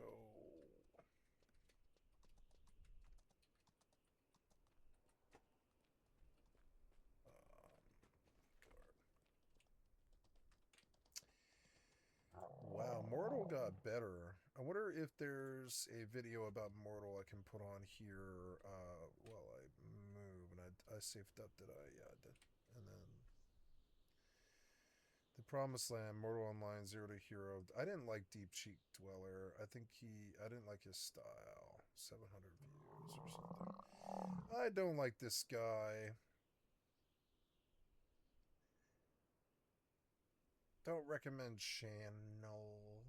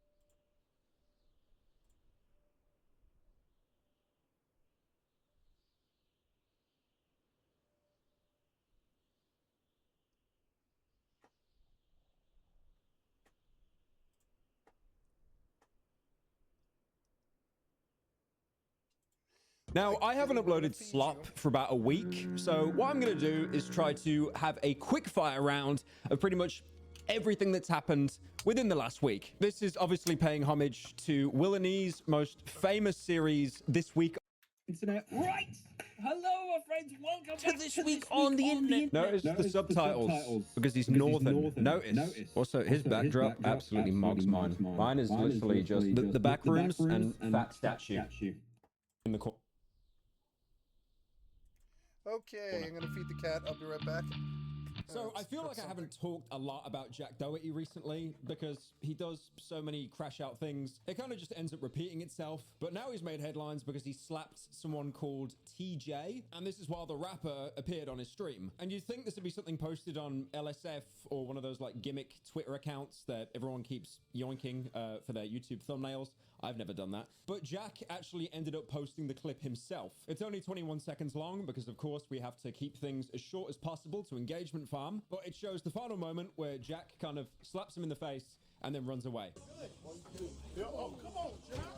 Honestly, if anything, I'm amazed that Jack actually did something himself for once and there wasn't a bodyguard basically doing it for him. So the full video actually shows a fair bit more of what happened, and it actually started to get physical before the clip that Jack posted. Now, in the beginning of the video, Jack starts putting his hands on little TJ while they're, you know, standing around. You know, they just look like they're posing for pictures for a thumbnail or something like that. And Jack is, you know, pretending to be, oh, I'm so playful. But it seems like he's purposely trying to annoy TJ. TJ asks him to slap box a couple of times, but, you know, Jack doesn't want to because, wait a minute, I'm Jack Doherty. No one can touch me. He tells TJ that he'll fight him in the ring, so apparently they can both get paid. I'm going to be honest, I actually am convinced that those slap championship tournaments, the pain that you go through looks a million times worse than a boxing match. Then they start doing the casual flexes, you know, comparing jewelry, watches, and they keep both trying to roast each other, saying the other's is fake, as well as the price of their homes. Like, again, it is bragging of just the most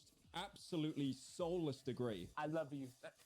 And then says, well, you know what? You can basically leave my crib if you're going to act like that. TJ keeps getting in his face. So at this point, it has escalated to the biggest degree that any mid-streamer would escalate to. And they're both outside with their own security guards and crews. And again, I've mentioned this multiple times. Jack Doherty will basically instigate things and then hide behind his security guard. And I'm going to be honest here. If you're paid by Jack Doherty to basically stand in front of someone who was instigated initially by him, I think that guy is just as bad as Jack. So again, we've got the whole kind of Red Dead posse here. And then Jack keeps getting to try him to leave. TJ then throws the biggest accusation that is basically kryptonite for any alt streamer. You're clip farming. Bro, you guys can go. Like, that ass, you want to be like that. Yo, you want to clip farm me, Brody? I don't want to clip farm you. No, I don't. You want to clip farm me? I don't. Is that what you want to do? I'm not following shit. That's what you want to do? I'm not, bro, we're good. We're good. We're good. Which he denies, even though he's basically one of the kings of clip farming. And after this, their crews start fighting, and the whole thing just devolves into chaos. And after this, it looks like the cameraman realizes, again, I've made this analogy before, clip farming too close to the sun, which might result in a ban. So that's when, you know, he just stops recording. So after this clip went viral, of all people, 6ix9ine weighed in, and he posted a zoomed in slow motion video of the slap on his Instagram story. I've not talked about Rakai in probably a week because I haven't uploaded in a week. But again, he's done some silly things. So recently, he has started a fire in his content house after lighting off multiple fireworks near the house on the 4th of July. I feel like Rakai is really pathetically trying to do the same clip farm that Speed did, where he set off like, was it a Catherine wheel or a firecracker inside of his bedroom? But in the clip, Rakai lights the fireworks, starts running away, and he's full of glee and whimsy. But then he realizes the unfortunate mistake of how wind direction and gravity works, and the fireworks start going off towards the house. Then Rakai goes upstairs using his amazing intellect to realize he might have actually started a fire. More fire, dumbass! You need to put up water! And his cameraman tries to use a fire extinguisher. And apparently the fire extinguisher, it didn't even work. Oh my god! Back up, it don't fucking work! And then someone gets what is apparently the world's tiniest bucket of water, which is probably up there with the world's smallest violin that Mr. Krabs plays. Now, unsurprisingly, the world's tiniest bucket of water does nothing.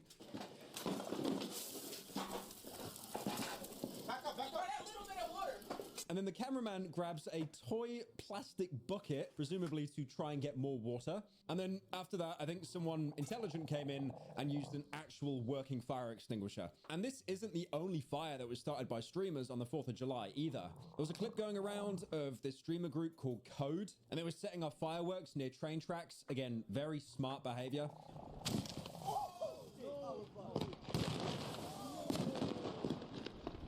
And then they caused what looks like a pretty big bushfire.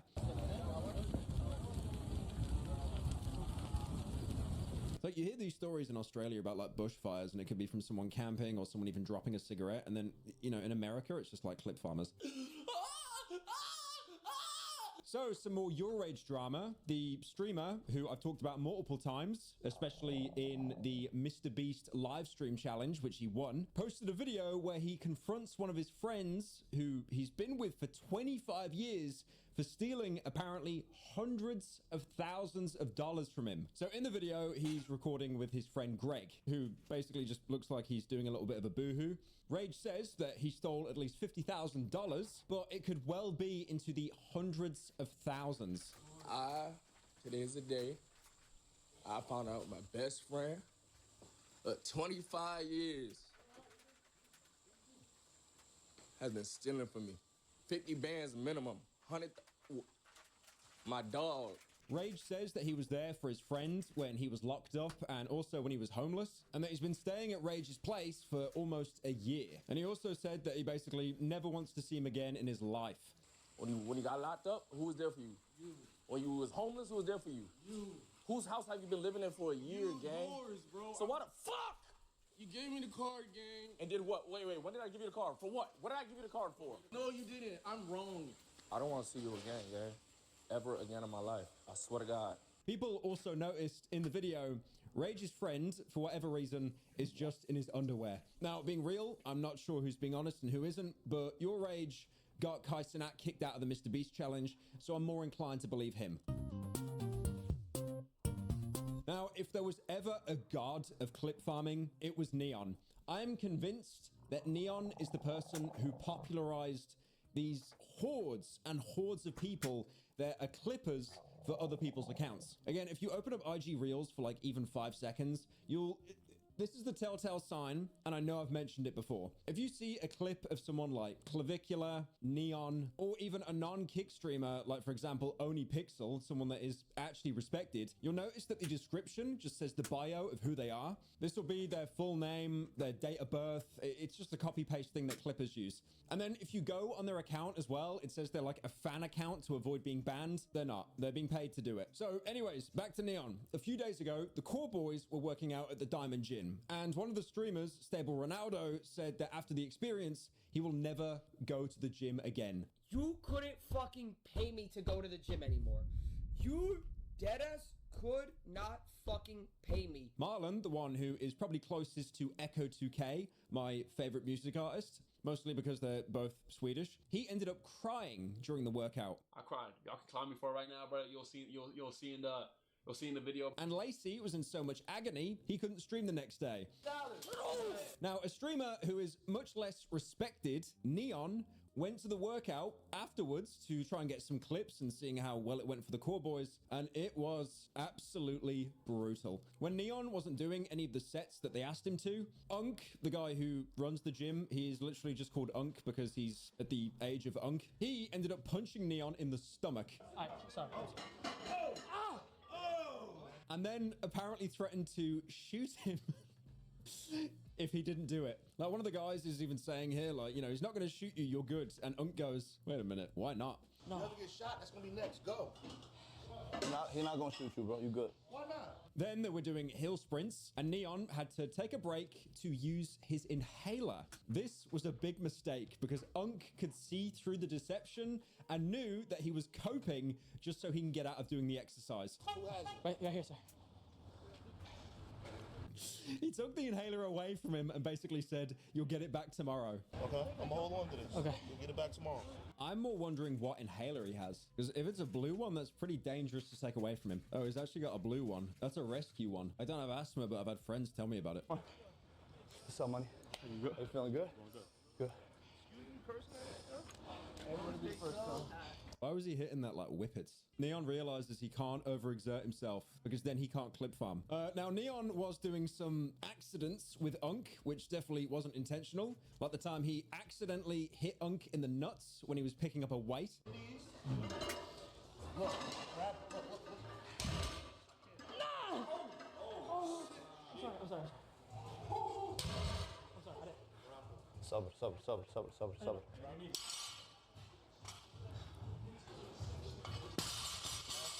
And then they made him do 150 push-ups in one set. And then when his knees touched the ground out of pure exhaustion, they would make him do 20 more. Go ahead, 2 more. Go ahead, 1 more. Get down. Is that a knee? Is that a knee? Be honest, is that a knee? 20 more, Neon. That's worse than like Full Metal Jacket. How many push-ups did they make him do in Full Metal Jacket? They made Hartman in that film do 25 push-ups. Okay, all right, I gotta give it to Neon. 150 is absolutely brutal. That is terrible. Now, one of the few redeemable moments of the entire stream is when one of the guys found out that Neon was gambling and tried to discourage him from doing it, saying that, you know, he's got a lot of impressionable kids that are watching him. Kids follow me, bro. And then they might start gambling, they might get something because of you. And you're not that, bro. You're a good fucking kid, bro. So, some small updates from Speed. He was recently pulled over by Miami police after they caught him standing on the sunroof of a moving car. The incident happened after Speed and his crew left Miami Stadium. This was after Portugal's World Cup match against Colombia. And on the stream, the police play a siren to, you know, maybe make himself aware he should not be doing this. Really late. And then drives up behind the vehicle that Speed is in. Someone on Speed's crew tells him to pull over, saying, you know what they're gonna say, don't you? Content. You know what they're gonna say, don't you? Yeah, in the car. They stop, and then the cop gets out of his car and starts directing the other cars away. The cop walks up, asks, you know, how are you doing? He tells them what they're doing is extremely unsafe. And he says that he understands you're trying to party, but you can't do that. No, officer, you don't understand. They were trying to clip farm. Bro. Oh, I gotta throw up for this. My stomach. Back in the car. Appreciate it. All right, thank you. Oh. Okay, gentlemen. We're going down. How y'all doing? How you doing? It's extremely unsafe. I understand y'all are trying to party. Speed even basically admits and just says like they weren't trying to party and then climbs back into the vehicle. Speed then thanks the cop. He's like, you know, thank you, officer. Have a good night. And from what I can tell, he didn't really even get any kind of written ticket or even a warning. Yeah. Oh, we ain't trying to party. Thank you, officer. Thank you. Good night, officer. Good night, officer. Thank you. Go. And there was another clip of Speed that was doing insane numbers where his cameraman is experimenting with never before seen streaming techniques. So in the clip, Speed gets a little bit sick because he's eaten too much. And as he's walking to sit down, the cameraman drags the shutter, creating this effect that basically mimics perfectly how Speed is probably feeling.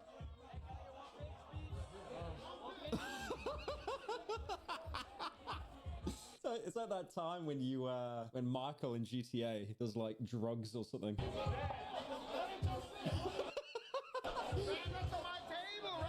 The motion blur shrunk camera. It's actually perfectly emulating when you played Red Dead or like GTA 4 when you got drunk. That was actually fucking hilarious.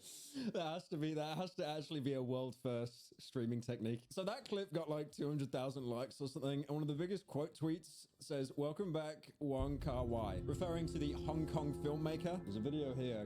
How Wong Kar-wai visualizes time. Right from the get-go, Chungking Express throws us into a frenzy. It's the exact same spiral of blurred motion. Now, these clips originated from Speed's World Cup tour streams, where he had a lot of viral moments, including insane reactions to goals.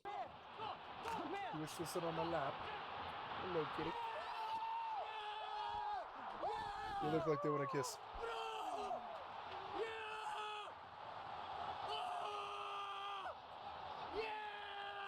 Konnichiwa!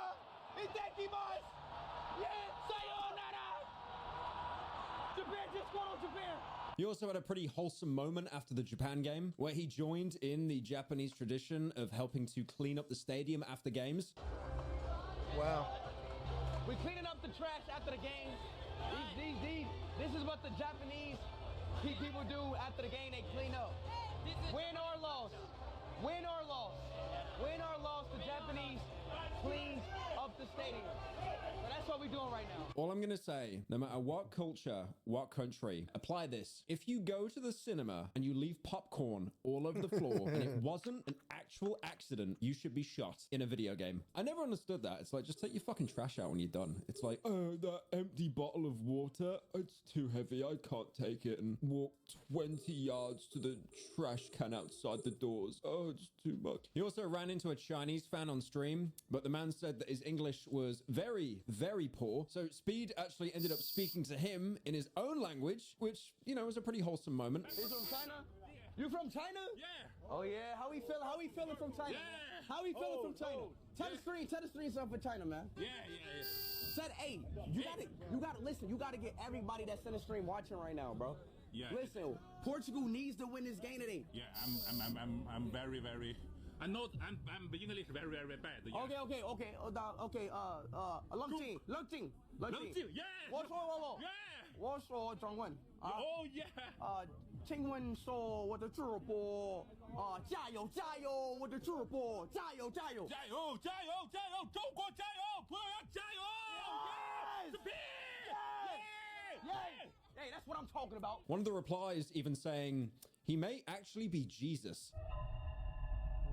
So a little update on Clavicular. Again, I've said this before, and he's been very open about it. He is neurodivergent. He has autism. But he recently came out with a tweet saying that in order to become more neurotypical, he would basically pick a random person off the street and follow them around the entire day. And he said that when he was doing this, he would carefully log all of their movements and observations. What the fuck? Like, actually, no, genuinely what? Like, I'm autistic. I thought the has-been Hotel Vox fixation was bad. That's just stalking. What the fuck is that? He then responded to his tweet by saying, I still have all the notes from each time I did this.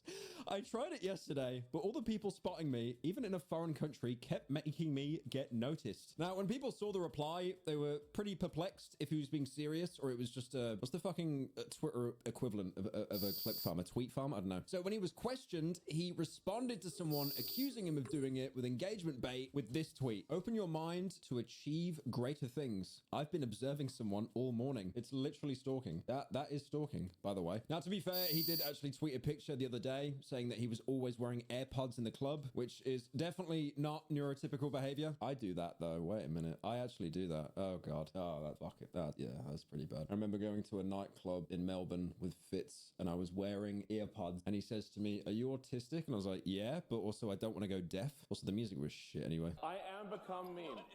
So Elon Musk is in the news again. I mean, the guy runs Twitter, pretty inescapable. And he's getting shit on for this interview clip where he tells a story about taking his son out to a place that he calls a very uptight sushi restaurant. He said that the place is extremely strict to the point where apparently you can't even ask for extra soy sauce. Oh my God, you know what that reminds me of? There was this clip that was going around on Reels like all the time and I don't know why. And it was like this guy that was using soy sauce in a restaurant and you've got like this most stuck up character and he just has to go at him for it. I'm gonna see if I can find this. I don't know where this is from. This is like the worst clip I've ever seen in my life. Like, I don't know if you're meant to be rooting for this guy here, but no, I'm not. Does anyone know where it's from? How Redditors in the shower imagine themselves at a sushi restaurant. No fucking way he gets that job. Because he can't do that job. I thought that was Homelander in the back for a second. I was like, what the fuck? What happened to his hairline? Fucking trying to swim laps with this temple. See, are we meant to root for this guy? I don't think we are. The writer's most obvious self-insert I have seen in my life. This is rough. Oh my God, no, he used the soy sauce that was given to him. No. Don't do that. You don't put ginger on the fish? It's to clear the palate between pieces, not drown it out. And it is already precisely sauced. Doesn't need a soy bath. Chill out, Mr. Miyagi. I'm on these guys' side. Why is this guy the protagonist here? No, I won't, you fucking heathens. This man is an artist. Your expense accounts don't entitle you to fuck his art up the ass. Dude, that's it. Whoa, settle, Wax. Mike Wagner, Axe Cap. Okay, so he runs an investment company. He probably has millions, if not billions of dollars, and he has too much spare time, so he's LARPing Japanese culture, okay? Oh, we're meant to like that guy, aren't we? Oh, that's rough. Right, what show is this called so I can never watch it in my life? Is Gail Bedecker from Breaking Bad. What is this show actually called? You cut off the best part. When the entire restaurant stood up and clapped, the arriving cops told him he was cool and he could hang out underrange with them any day. And Obama gave him a nod of approval. This is the scene where Gale becomes Heisenberg. Sometimes I watch this scene just so I can be mad at it. Right, that is actually what I have just done right now, to be fair. Goes to Japan once, by the way. Fucking once. Anyway, back on the Musk story. I know that was a huge sidetrack there, but he said with the sushi restaurant, when the waiter came around to his son, Saxon said, again, at this high established sushi restaurant, I'll have a cheeseburger. And the waiter, who was apparently in shock, told Elon's son that they don't have cheeseburgers. And Saxon screamed at the top of his voice, absolutely perplexed that this establishment would not serve cheeseburgers, a sushi restaurant. Instead, he asked for a hamburger. So this just sounds like a complete nothing burger story, but the reason why it's doing numbers is because Elon is retelling it like it's some kind of cute and wholesome, charming story, but it's really just bragging about raising an annoying child. And the thing is, you hear a story like that and it's like, okay, so what? The kid's probably like, I don't know, like 8 or something like that. He's fucking 20. Wait, is he actually 20? That's rough. He's actually 20. I genuinely thought he was 10. When I heard the story, I was like, yeah. Because I imagined it was just the other one, the X3-5, just the serial number on the back of a 360 controller. Like the one that was bullying Donald Trump, saying he doesn't like him. Or democracy. Prices from one year to the next are the same. And they're one year to the next are the same. And they're I want to shush your mouth. The next are the same. I want to shush your mouth. Controller, like the one that was bullying Donald Trump, saying he doesn't like him. Or democracy. You need to go away. Prices from one year to the next. I want to shush your mouth. Are the same. And they're so more into the. Oh my god.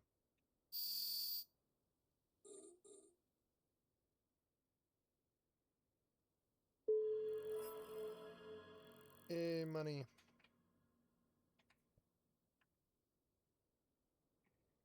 I want to send a video of the child bullies Trump. It's Elon Musk's kid. I want to see this. Why did you do that? Don't do that.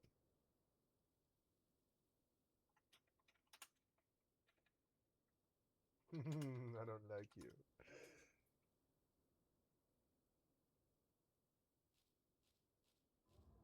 Verified. Did President Trump bully a kid at Easter egg roll? Oh no.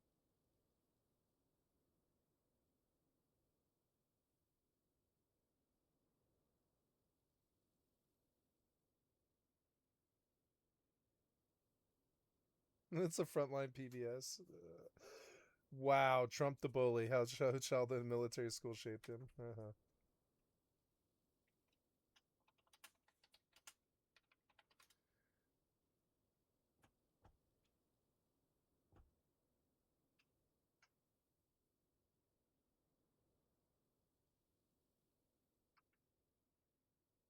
She just wonks out and falls asleep. Yeah, Mr. President, are you going to talk to the Belgian Prime Minister before the game? I didn't think of it, but I would. He's a good man. I will tell you this. The people in Belgium, if they win the game, they can be very proud. If they would win the game with a player missing, it would have been a different feeling. You can't do that. And I'm very glad all I did was ask for a review. I didn't say you have to do this. This man is a smart, tough man. Johnny Infantino. He's a smart, tough man. And his stock has gone through the roof because what the job he's done has been great. And I feel we have to have all the best players on the field. You can't take the best players. Yeah, please, Nabet. Go ahead. Thank you. Liam Foster with Zero Hedge. What is your plan to facilitate broad adoption of these? And you mentioned, the communist issue, particularly that crowd, to get them to participate in this. Yeah. And since I see Anthony Populato's here, and he's probably going to ask, is Bitcoin in any way going to be related to this in the future? Are there plans to put Bitcoin into Trump accounts? Well, I've become a big crypto guy only for one reason. If we don't have it, China's going to have it, and they would like to have it. But now they're not even trying that hard because we've taken over crypto. But I'm a fan. I wasn't initially. I didn't know much about it. But for some of my first term, I wasn't much involved, but I'd watch. And I watched it grow, and it's a huge industry. And I got involved in it a little bit for politics, because I realized there are a lot of people love crypto. And even me as a businessman, I'd see a lot of money starting to come in with Bitcoin and, the different forms. And I said, this thing's got a lot of life. And then I hear China was going to make a heavy move on it, just like they do for AI. By the way, we're leading China substantially in AI, by substantial. And one of the reasons is when they build these big plants, I allow them to build their electric generating units, whether they use nuclear or oil and gas, whatever they want to use, they can use, except wind. We don't allow wind. Wind is terrible. It just doesn't work. It's too expensive, no good, bad for the environment. But, and they're building their own plants with some of the greatest wind turbines have been in use. He's talking about windmills. Windmills are not evil. They're teaching the companies that produce electricity, they're teaching them how to do a plant. So that was my decision. That was my idea. Because we have an old grid. It's tired. It's old. You can't. Like you. The streamer world, Extra Emily, has been getting a lot of hate on Twitter, again, for a reason that you'll never believe. I think it's best to present the responses to the clip first, and then reveal what they're actually talking about. So the clip in question, which has got everyone furious, she makes a very small mistake while driving, and swerves away from an oncoming car. Lucky bitches. Oh, sorry. Okay, my bad. And this has got 9 million views on that post alone. Now, this happened about a week ago or something like that, maybe even earlier. But in a recent update, Twitch actually ended up banning her. Now, usually when someone gets banned, the account's wiped temporarily, and it will be like, this user's gone to another castle, Reddit Chungus. But they seem to give her a unique one, saying this channel cannot stream at this time due to a violation of Twitch's community guidelines. So they're not even saying it's a ban anymore. But this notice is now also gone from her channel page. So maybe it was a mistake or just like an incredibly short ban, which Twitch are really known to do. So a few days later, Emily did apologize on stream, saying that she's going to try to minimize the amount of driving she does on stream. Wait, she's not even admitting to like, I'll do better. She's just be like, I'm not going to drive on stream anymore. And she also said that when she does drive on stream, she will have to turn off her chat. I'll just say my thing before so I can just say it now. I was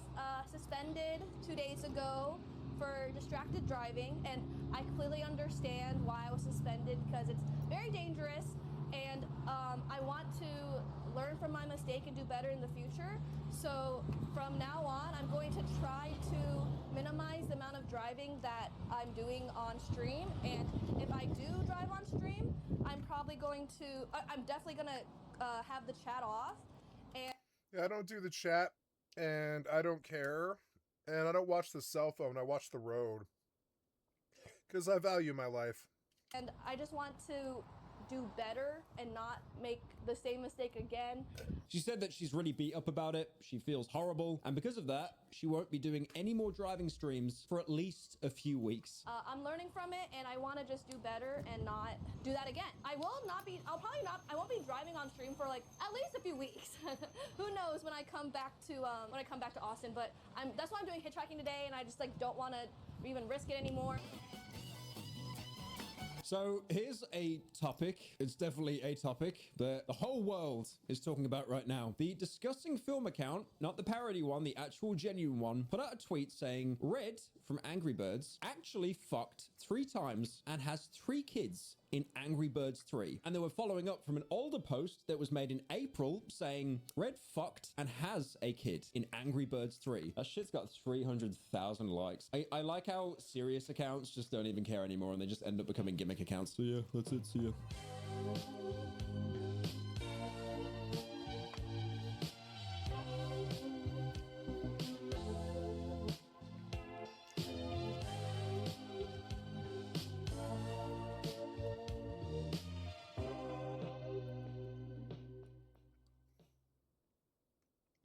The question I get asked the most is, They why changed the way that YouTube looks again. homeless people avoid shelters? Everybody pictures 4 walls and a bed, so they assume that's where you go because that's where they've always been. But that assumption is bad, and here's 5 reasons why. So let's talk about the first reason, which is the time danger. trap. Okay, when you're out here, The amount of everything time you it do takes. a lot of time. So you think you wake up in the morning and you can go look for a job and you've got 12 hours, 16 hours a day to look for work, and that's not really true because you spend about 4 to 6 hours of your day going around getting shower, maybe getting laundry, getting other resources, getting fed, just to be able to get your basics taken care of. And then you get to go look for a job, and you maybe get 6 to 8 hours total throughout the day to where you can go in and put in applications, whether it's online or so on and so forth. Now all of a sudden think about, well, I need to get inside, get 4 walls, and sleep inside, because most people, that's what they think that they're supposed to do. But think of it this way. You're spending 4 to 6 hours of your day just going around and getting your basic services and then going to be productive. Now imagine that in order to get beds, because I've been in places where there's like 40 Getting or 50 the beds beds, is like a 50-50. and there's 400 people trying to get those. And you got to really think about, how early do I have to show up? If they open the doors at 5, do I got to show up and be there at 1 o'clock? So then that means you lose so much more of your production time. So after lunch, you got to go wait in line for a shelter. That becomes daunting I wouldn't do any of after it. a while. You start realizing how much of your ability to be productive is being taken away from you, and you start going, wait a minute, I need to do something else. And losing your day is the least of it. Okay, let's say you actually get into a shelter. Now you have to deal with something known as the crud. Okay, and I one day got really sick, and I kept asking, why am I always sick? Why can I not get healthy? And I had an old homeless guy sit there and explain to me that I had caught the crud. And when you're in a homeless shelter, you get what is known as the crud. Think of it like kennel cough for dogs. Yep. And what ends up happening is you're running fevers. You've always got a constant hag. You're always a little bit sick. And what that does is that kind of wears you down, and it takes a lot of your energy away from you to where, again, if you're trying to be productive, find a job, rummage up your own work, stuff like that, this is going to be something that's going to be counterproductive to you in order to be able to do this. Now, the one cool thing about the crud is if you go in and you get it, once you get housed, you can get around people that are sick, and you're not going to get sick because you have basically caught in every type of cold, flu, and any other airborne virus or respiratory issue that could possibly go wrong, including bronchitis. And so all of that is mixed up into one called the crud. If you've been to jail, it's the same thing. You get the crud. And sometimes, it takes a couple of weeks and you've got to spit up all that phlegm. And once you finally do that, then you're healthy and you're safe.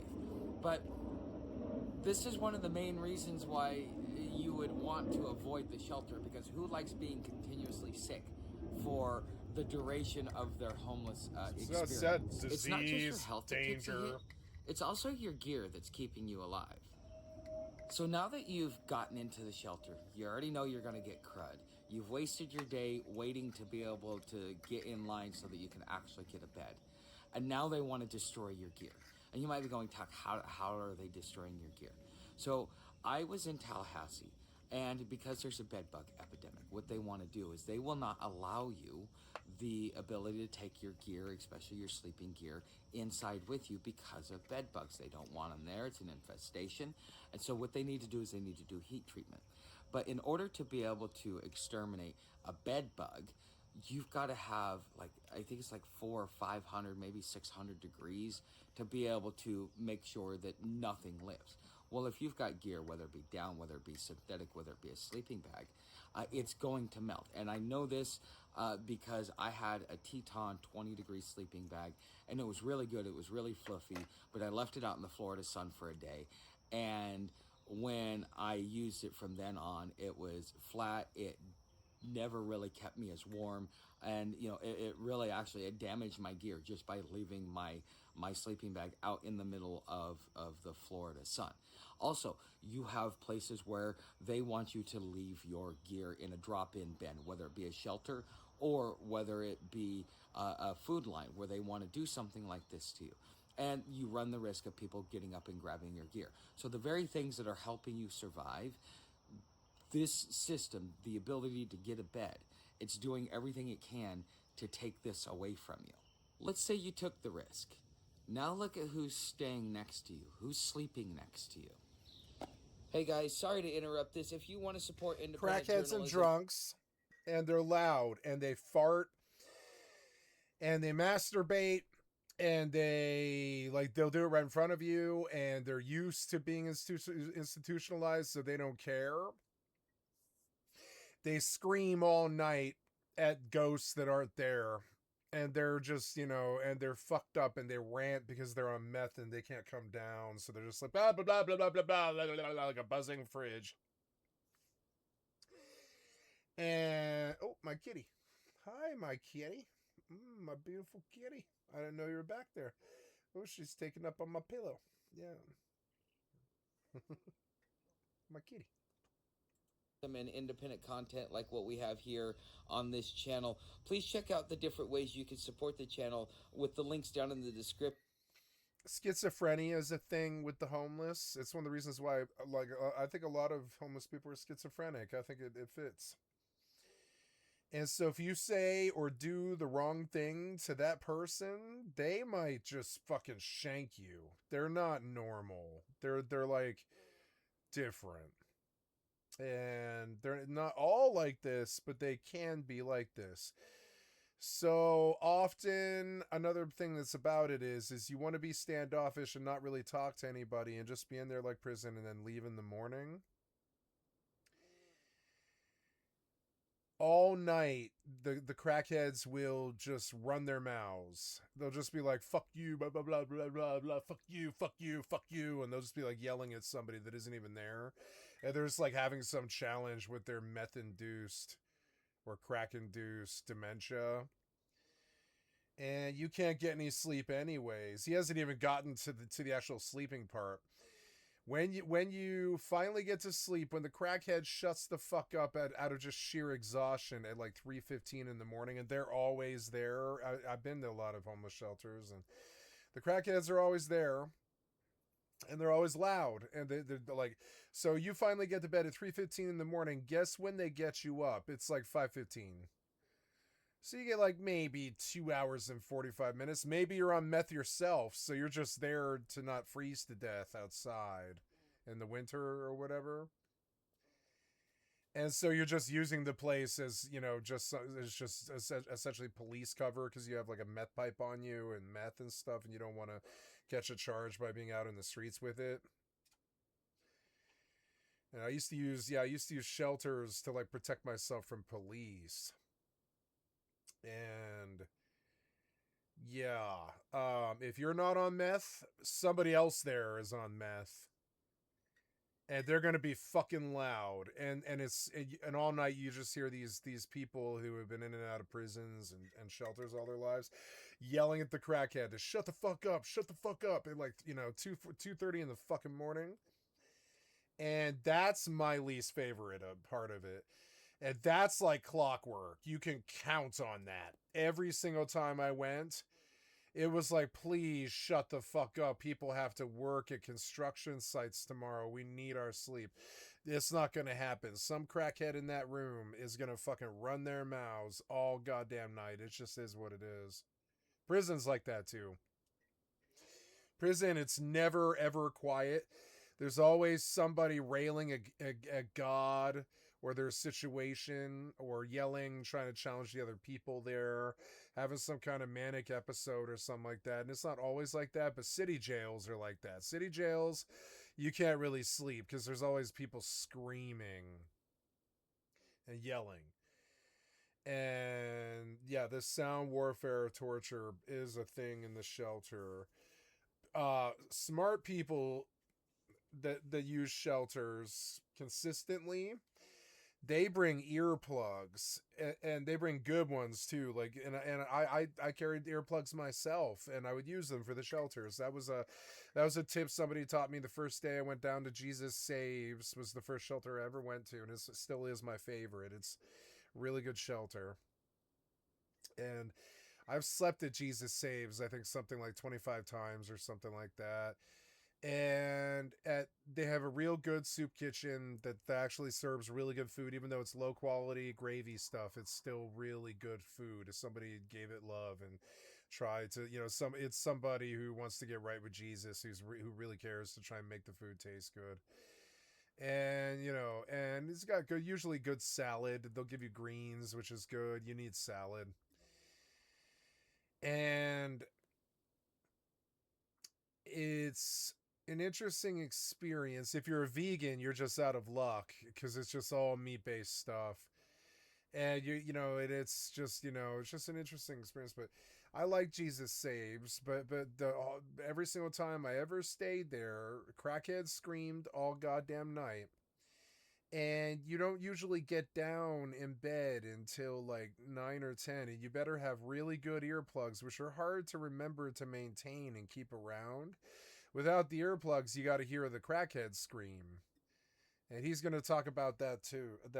And the crackhead is always there. You can fucking count on it. All of your memberships and everything. Sometimes I've been the crackhead, but I don't scream in rooms full of people. I don't do things like that to humans, so I'm not an asshole like that. But I have been the guy who makes the scene before, who's just having a manic episode out in the middle of public or something. I've had fights with my ex-girlfriend, M, that scared people. Not that they wanted to call the cops, because they could tell we weren't going to hurt each other. More, we just scared them because we're just screaming at each other at the top of our lungs in the middle of the street, like some old bickering couple. I would have married that girl if she wasn't married to fucking heroin.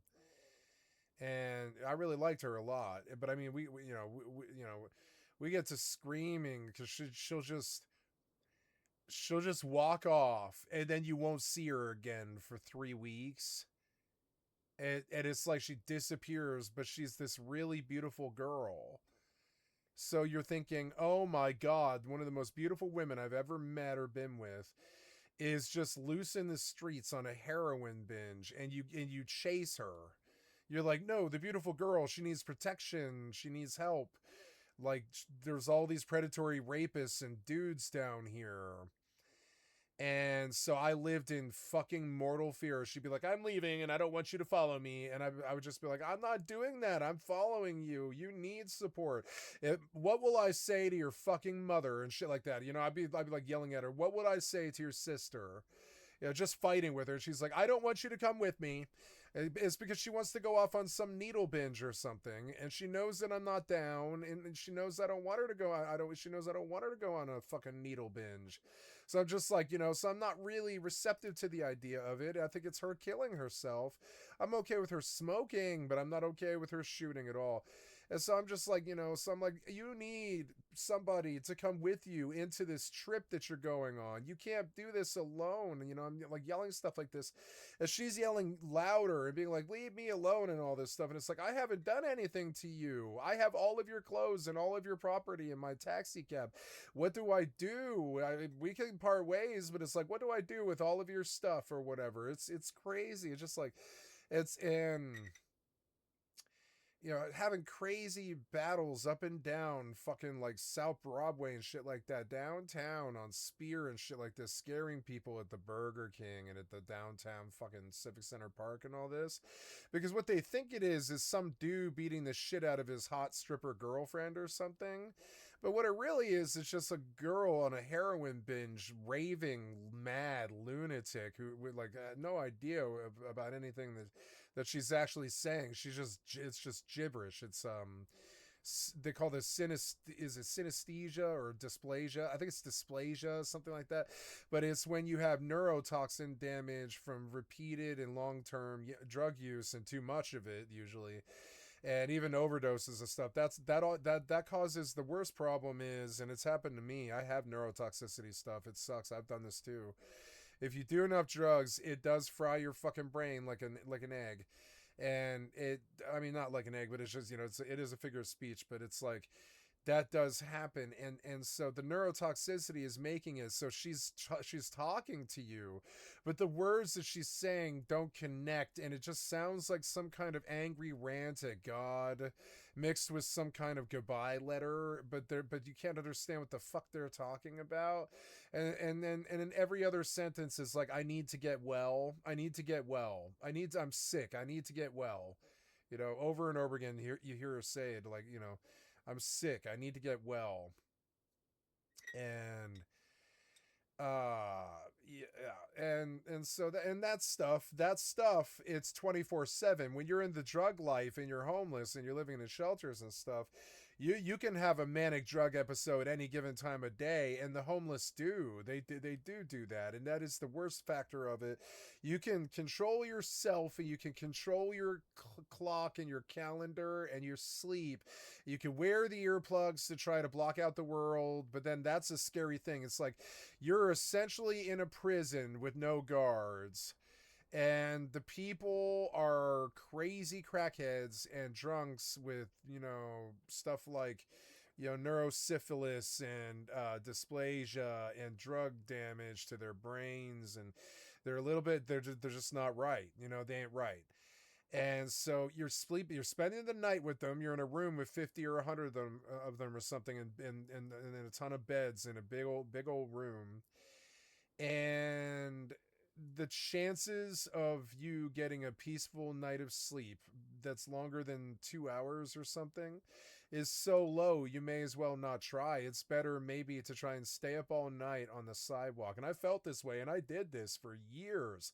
Stay up all night on the sidewalk, wait till 5:30, go to a park and fall asleep under a tree. And they can't do anything then. The cops will come and kick you and rouse you if they don't want you there, but you can probably sleep until they do. If you can find the right park and the right circumstances, you don't get hassled. So that's a better situation. Just staying up all night, smoking some meth or whatever it is, smoke cigarettes all night or get drunk or something in an alley. And then at like 5:30 in the morning, you finally go lay down, hopefully on like a tarp or something to protect you from the ground, because there's bugs and nastiness on the ground. And the bugs will crawl all over you, so it's better to have like a tarp or some kind of piece of cloth or something like that. And I've always felt that was a superior way of getting through the night. Many nights I would just use my meth addiction to enable myself to go till 5:30 in the morning and then just sleep in the park until fucking 1 o'clock. You wake up and the sun's baked your skin and you're exhausted, but you feel good because you had a nice 8 hours of sleep. It's meth-addled sleep, but you get a nice solid 8 hours of sleep in the sun. You wake up with a tan and you feel fried, but you wake up and you've slept for 8 hours, and it's better than, it's better than the shelter. You don't get sick. Nobody cracks the whip. Nobody pays attention to you. Nobody hassles you. Homeless people will come by and they might steal from you if you're that asleep that you don't notice that they're there. But like overall, you can just, if you're careful about it. And I did this many days. My night would end at 5:15 in the morning. I would stumble out to the middle of fucking Platt Park, and I would lay down a fucking sleeping roll under a bed, under a tree in the back, where it wouldn't bother anybody. And I just sleep until a park ranger bothers me, or somebody wakes me up, or the construction starts on a building nearby, or something wakes you up. Usually somebody starts hammering, or a car honks or something wakes you up. But I mean, like, that's a lot fucking better. That's a lot fucking better than the shelter, in my opinion. Definitely. To support me, to keep me independent, so that I'm not beholden or seeking out corporate money. So back to the video. To me, the best service that shelters offer, and they don't all offer this, but a bunch of them do, they will allow you to use them as an address and come in and pick up your mail there.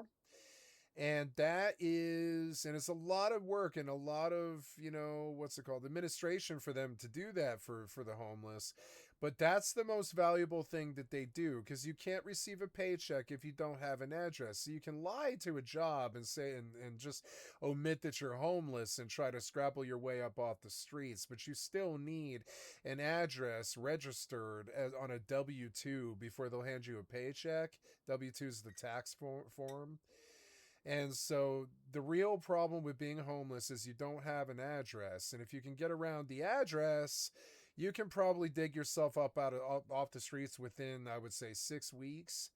I think like when you first lose your apartment and you get your first eviction, your car breaks down, you've been living in your car for 2 months, and then your car breaks down and you're finally just homeless. And I feel that if you put your nose to the grindstone and you start working temp labor jobs during the day, you can do drugs and get drunk if you do that. You just do it after work. That's what I did. And so then, I would say 5 or 6 weeks pass and you have like $1,200 in your bank account, because that's something you can do if you have an address at a shelter. You can get a bank account and a credit card, a debit card.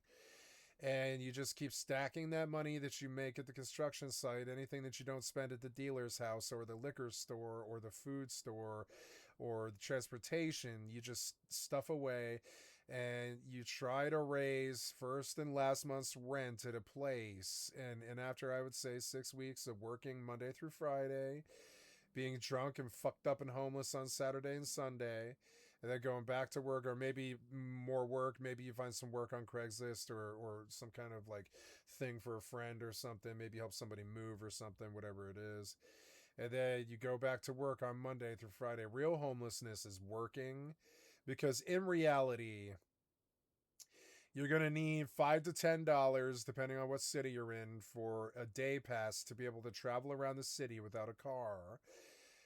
You're going to need a meal, and at the very least, that's going to be like $4 or something. But I mean, more hopefully, it's probably more like 2 meals that day. And hopefully they're like $7 a piece or something if you're smart. So yeah, so you need about $14 for food. You need transportation usually, especially if you're a drug addict or something. So you need the $10 day pass. And I would say usually a lot of homeless people smoke cigarettes, so that might be kind of a thing. You might need to spend like $5 or $10 on a pack of cigarettes, and so it adds up. It's like goddamn like $37 to get through what I would call just your daily like lifestyle is like $35 a day. If you don't have the $35, your life is complete shit. You don't have the cigarettes that you're addicted to. You don't have the drug that you're addicted to. If you're addicted to drugs, you might have it worse. You might have like a gram a day or a gram every 2 or 3 days habit. So that's $55 to $95 or whatever, like $100, right? So yeah, you add that all together and you're looking at like the very least, usually most homeless people, they like to pull about $80 a day. But you spend it all. You spend every last dollar of it pretty much. Okay, you get that check for working at the labor place at like 5:45 p.m. or something. You're trying to make it to the Safeway to fucking cash it before they close. and you cash the check. It's for $82.50 after about $13 for Uncle Sam or something like that. And the $82, it goes fucking quick. It goes quicker than you might think. There's always some charge. Oh, you got to pay the cell phone bill that day, or the cell phone gets shut off. And then what if somebody robs you? You have no way to call anybody. Or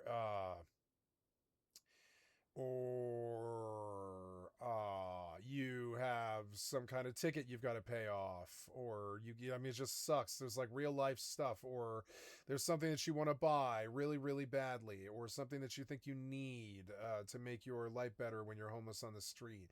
And so it's just, you know, it sucks. Like maybe I need an extra battery charger, or my cell phone wouldn't stop dying at 4:15 in the morning, but I need it to run until I fall asleep at 5:45 when the park's open.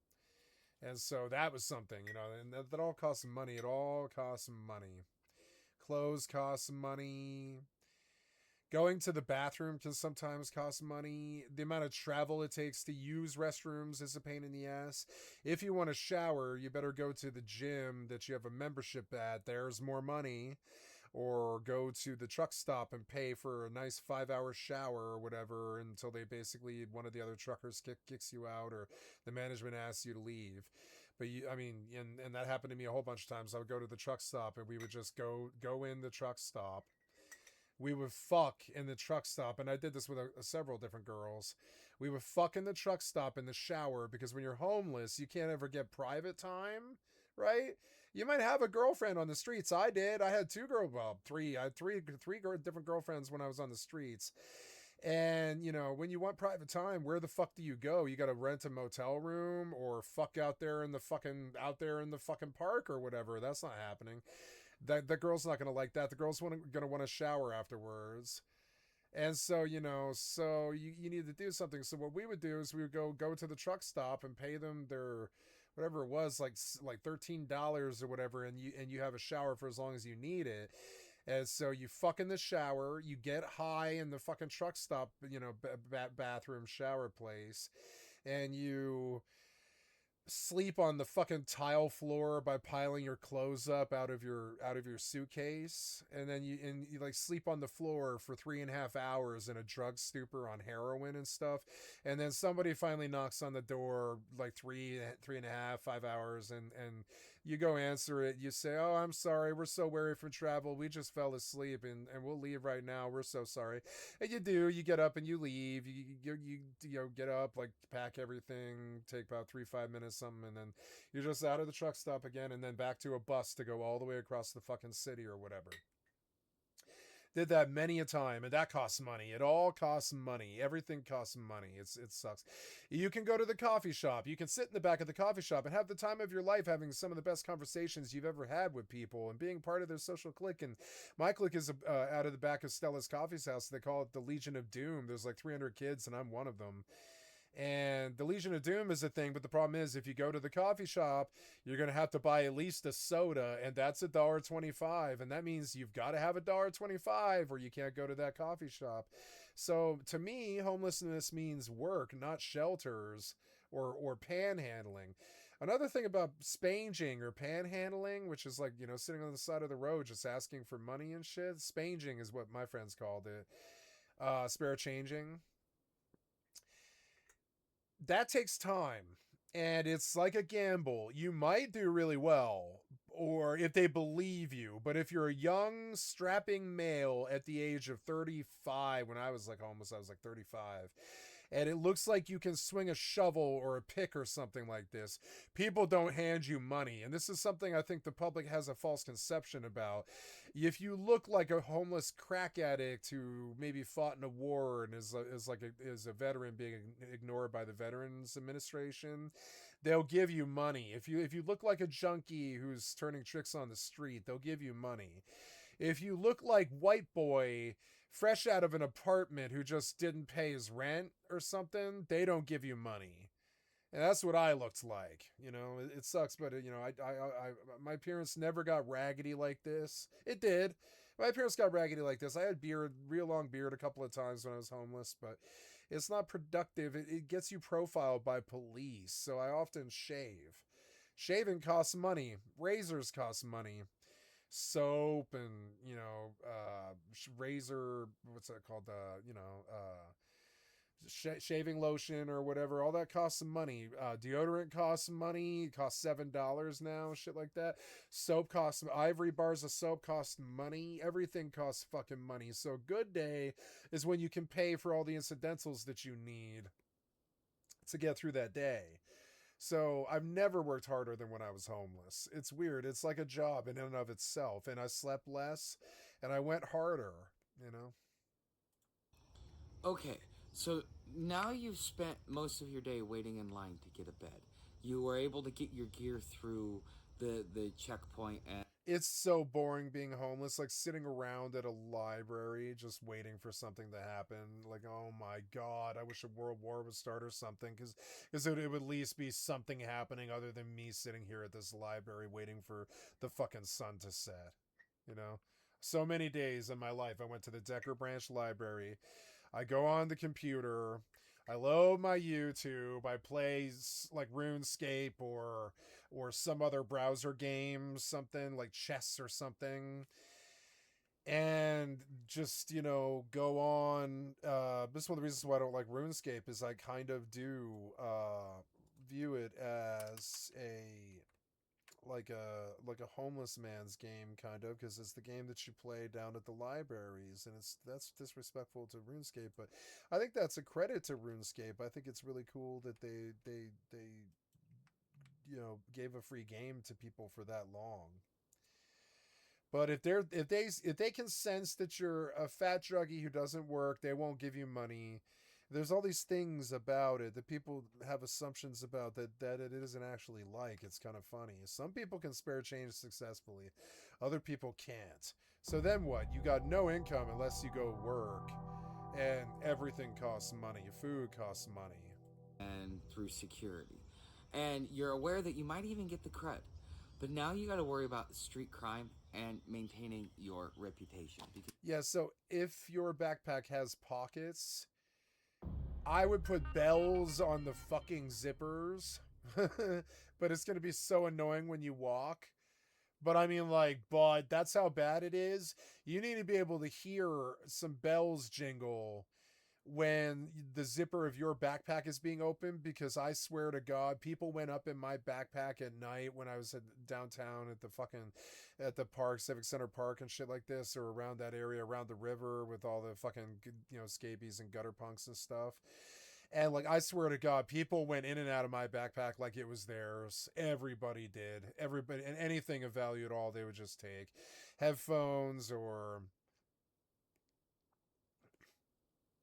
money. They'll take your credit cards and wallet and stuff. They don't care. And they're good at it. They're fucking skilled at doing it. They're like street people that are good at pickpocketing. So you have no idea it happened. Or you got to go to the bathroom, but you got to put your backpack down or something dumb. I mean, it's just like then they'll just rifle you through your pockets the minute that you stop paying attention. You might even turn your back to go look or something, and you might go to the porta potty and leave your backpack on the ground with your girlfriend or whatever. And boom, they're in those pockets. Maybe your girlfriend's doing it. You don't really know. But it's like, boom, they're in your pockets no matter what. And that's another thing. The thievery is a real thing. When you're homeless and you have no hope, you learn to steal because that's really almost the only income you can have, short of working temp labor jobs and stuff. So most homeless people are skilled artisans at stealing, and the people that they steal from the most are fellow homeless people. They prey on each other. It's very difficult to keep dope around when you're homeless, because they'll sniff it out. They'll just figure out that you've got dope somehow. It's even in the way that you walk, the way that you talk, the way you're acting. They're like, you have dope, don't you? They can sniff it out. They know. And they'll be like, you got to share, you got to smoke with me. And it's expensive to have a drug habit and get other people high like it's a party, because then you get sick when you run out. And you're the one who worked the 8 to 12 hour shift to get $80 to $100 or something. and you bought a gram for $50 because you have the hook and you're good at what you do, or 30 if you're connected. And they didn't do that work. They were out on the streets all that day. So you're just like, you're getting everybody high like it's a party. But the problem is, and some people really like that, and I do like it, but I'm kind of a private druggie. I like doing drugs by myself. And in the bathroom and places like that, or with a girlfriend. I like getting high with girls. And so I don't know, something about the public life is like everything that you have is everybody else's property, and that's something that people don't know about being homeless.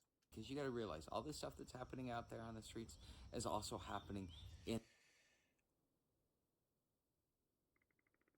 the druggy girls that I know that are on the streets, they lose their, well, they don't lose, they get their purses stolen constantly. And it's so goddamn heartbreaking when you see it. You're watching a really beautiful girl who lives on the streets just crying her fucking heart out, crying her guts out because her fucking purse is gone, and her cell phone and her mother's picture and her keepsakes and her barrettes and her lipstick and all that stuff. And and you'll just see them crying like a little girl because they're like, my purse was stolen while I was sleeping. And that's the shit you got to look out for. You can't have nice things. You can't buy a nice pair of shoes. They're gonna take those. You can't buy anything nice. You can't wear a chain. You might think that because you wore a chain all your life, you can wear a chain to a ghetto, but that's not how that works. Inside there, you don't bring $1 million to the monkey cage at the zoo. You just don't. It's like they will steal it from you, and they will make a point about it. Now I'm they don't have what you have. They don't have that chain, so they're going to take it. Fairly, in some ways, some of this stuff is rumors that get passed around because it's like, yeah. When I was 15, a little gangster girl came rolling up to me, and she was like, run your fucking pockets now. And like 10 of her friends just come loping up and just stand behind her. And I'm suddenly being accosted by a Mexican gang when I'm like 16 and shit. And she's like, run your fucking pockets now. And I was like, yes, ma'am. I just handed her $45 cash. I was like, thank you for not hurting me, ma'am. She was like, get out of here, white boy. And I was like, okay. And I look at her 15 fucking little hoodlum, like 15-year-old kids, and I'm like, I'm not tangling with these kids. They're going to tear me the fuck apart. They'll tear me apart right then and there. They'll take great relish in it. They will kick me down to the street and stomp on my skull. I'm not fucking with these kids. Take the money. And that was like that's one of the few times I've been successfully robbed. It takes like 15 people. And yeah, I'm getting if 15 people, I don't care if they're kids or not. If 15 teenagers roll up, you're going to give them your money too. When they come warlike like that, and they're like, run your fucking pockets. This is a fucking robbery. And shit, you're like, wow, this person has like a fucking posse. Yeah, here's your money. It sucks like that. What are you going to do? Fight kids? 15 kids? No. Yeah, you don't want to go over there. This is what happens over there and stuff like that within the homeless community because we sit. And that was embarrassing as fuck. I just had to hand over my goddamn cash to a girl that was like 2 years younger than me. It was just fucking crazy. I was like 17. She was like 15. She comes rolling up with a fucking huge gang of kids. It just fucking, she's like, run your pockets, white boy. And I'm like, okay. And I just hand her the money because it's like, what am I going to do? And I'm not calling the cops on these kids. I'm not fucking with them. They seem like the type to hold a grudge, and then I can't ever enter Civic Center Park ever again, kind of thing. And that was where I scored drugs when I was a teenager, Civic Center Park. So, I was like, I'm not losing my fucking privilege to come to this park by tangling with these kids that just robbed me for $45. I'd rather just replace the $45,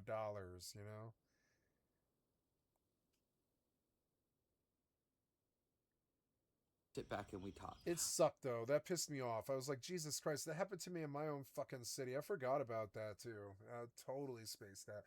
Another time, we were coming out of Tarantula Billiards, and we were playing sets, both my band and my sister band, Zoo Baby. It was Zoo Baby and Deaf to Reason. And they threw a tribute song set list just for me, because everybody thought I was going to jail for a while, because I had violated probation and so dope to a cop. And they're like, well, our friend Sky is going to go to jail soon here. And they said that on mic. And then they sang Wish You Were Here for me, which was, wish you were here. It was like this whole thing about don't go to jail, don't be a jail dummy and all this. But I was able to get a lawyer and get out of that mess. It was a year of unsupervised probation, thank God. But we were coming out of Tarantula Billiards after they did the tribute set for me. And that was one of the sweetest things anybody's ever done for me in my whole life. And my friend Allison starts screaming at the top of her fucking lungs and running at the top of her fucking, like, the top speed, like, directly down the sidewalk. And it's about, we're coming out of the set at like 1:15 in the morning or something like that. And the set was over, and Tarantula Billiards shut down, and the ambiance was over. And we had packed all the stuff into the van, and we were about to leave, as all the band stuff in the van. And we're about to leave, and Allison starts screaming and running down the fucking sidewalk, and we see this gang of, again, like 15 or 20, maybe 25 Mexican kids. I don't know why their race has anything to do with it. They were just kids. Honestly, I don't think all of them were Mexican. No, it's just kids, kids from the inner city, kids from 5 Points. And they had beaten the living piss out of a bum, and he was just lying on the sidewalk, and Allison saw them beat a bum to death right in front of her about 2 blocks down. So she ran at the top of her fucking speed, and we had to follow. Like 7 of us followed her because something was really wrong. Girl starts screaming and running, you just go with her. And we follow her down, and there's a big gang of kids, 20, 25 kids. Might have even been the same kids that fucked with me. I don't know. I wasn't that much older, like 4 years older at that point. And I don't know. But this huge gang of fucking kids, they just decided to jump a fucking bum, probably for gang initiation would be my guess. That's what the police said. We had to give testimony and stuff. It sucked. And Allison tried to save him.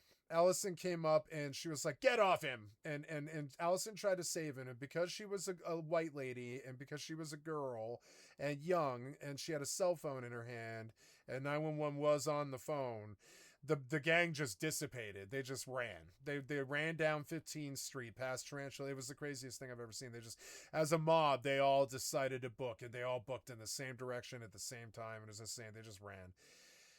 And so we come up, and we arrive at the bum, and we see the beaten body of a bloody bum, just a pulp, like to a pulp. It was terrible. And we hear the sirens of the 911 that she had called. And then, because they get there fast, we're in the middle of downtown, so it was like a 2.5 minute response. And it was just insane. And we watched the bum die right there on the sidewalk. And I've never really forgotten the image of it. And it was kind of PTSD level of trauma. It was insane to watch somebody die right in front of us. And I forgot about that. Now, they tried to resuscitate him right in front of us, but like right in front of a whole big crowd of people, but he wasn't coming back. And so they had to black bag him right in front of us. It was just insane. We couldn't leave because they wanted to talk to us. And it was just insane. And I can't believe that kind of stuff happens in Denver, but it does. When I was a child, my friend Christopher, he was my backup guitarist. He knew somebody, and I can't remember the name anymore. I want to say Grayson Meadows or something like that. I can't remember the full name anymore. It's been 30 years. But he said that a childhood friend of his when they used to skateboard together when they were young because he lived down the block from Christopher. And the kid used to tell him that he wanted to murder bums for fun. And then when he was 15 years old, he just started doing that. And he was going up, and this is the stuff about the shelters that you don't hear. He was going up and down Spear Boulevard, which is bordered on a river called the Platte River.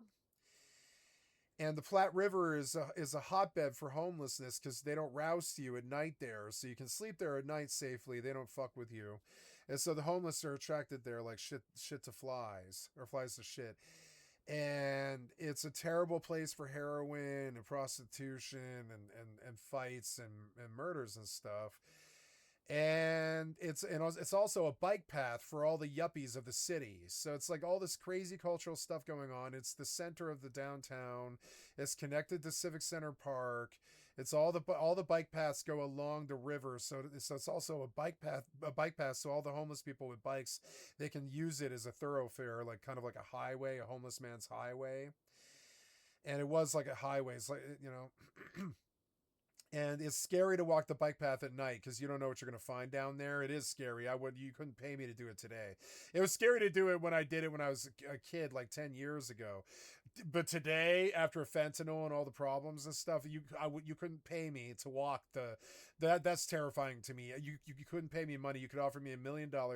I'd be like, no, I'm not walking the Cherry Creek bike path at night. Not down by the river. No.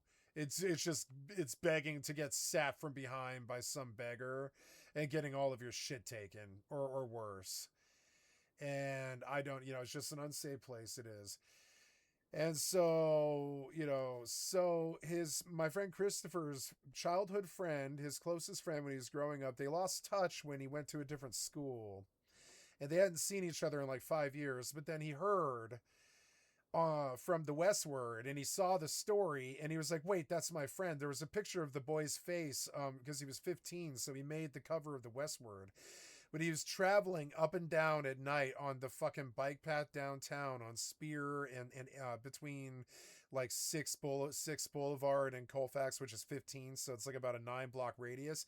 He was working it was a 15-year-old kid, and it was one of my friend's best friends when he was growing up and stuff. Really young kid, my age now. He would be mid 40s now.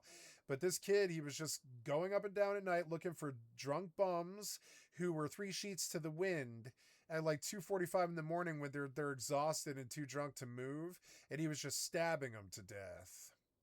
And this made the Westward and national news, and like, and that's the shit I think about when I think of being homeless. Those are the odds that you don't think about, that you're actually facing when you put yourself in the situation, but you just might not have the imagination even to understand how bad it can be. Just because you're a bum sleeping in the park, you think, oh, this is America, my fellow Americans won't harm me. But no, it's more like it's a jungle, and the panthers and the tigers, they will hurt you. And so the shelters are like it's like essence of all of this. It's like all of it comprised, and it's all of it crammed into a small room, and it's scary. There's everything from prostitution to drug sales to drug use. Yeah, like one of the depressing things about Denver, and I saw it recently last June, is downtown there's a beautiful historical monument that's been there for 100 some odd years, ever since Denver was made in 1890 or whatever it is. And Denver is where all of the east and the north and the south and the east west meet, and they all come in through trains. At least back in the day they did. And so downtown there's Union Station, which is like the most famous railroad station in the country, almost, short of New York and LA and Chicago and stuff. And it is a beautiful landmark, but it is a homeless haven. And they did something interesting way back in like 90, or no, I think it would have been like 2005, something like that. They made this fancy new underground structure that connects all of their bus terminals and all of their light rails to the whole hub and the whole city, kind of like Grand Central Station, essentially. That's what Union Station is. So Union Station's basement is like this. You ride these escalators down, kind of like an airport, on both sides of the eastern and western exits to the train platforms of the light rails that go out to the city. So the whole public's there. But the problem is the homeless know that the basement inside of the Union Station is a public thoroughfare for 24/7. So nobody gets kicked out of there because it's your right as a citizen to be there. It is a transit station. That's what it's there for. So they sit on the chairs down there. And it used to be just like 5, 10, 15 people, not too bad, maybe 30 on a bad day. But then by 2022, it's like the whole basement of the Union Station is homeless people, 300 or 400 of them or something like that. There's gangs, there's prostitution, there's shooting up in the bathroom and dying. There's there's buses going in and out. There's all these people. The women are scared because there's all these weird, crazy homeless people looking at them weird as they walk down their, down the fucking marble hallway with their nice heels because they work nice downtown jobs and stuff as secretaries and stuff like this, but they use public transit. And so it's like, now it feels like entering a jail. Like when you go down the escalator, you're in there, but there's no guard. There's guards. There's police around, and they are standing there. But it is protected, and there is cameras and stuff. But when you go down in there, you realize that it's like this is not a normal place. There is like 300 or 400 homeless people here, all just waiting for the clock to pass, like waiting for the time to till the shelter opens or whatever. All just killing time in the bottom of Union Station, and it stinks. And the bathrooms are disgusting. And you get propositioned by hookers when you come down the fucking, the escalator and shit. And there people are always asking you for cigarettes, or you got a dollar for the light rail, or that kind of thing.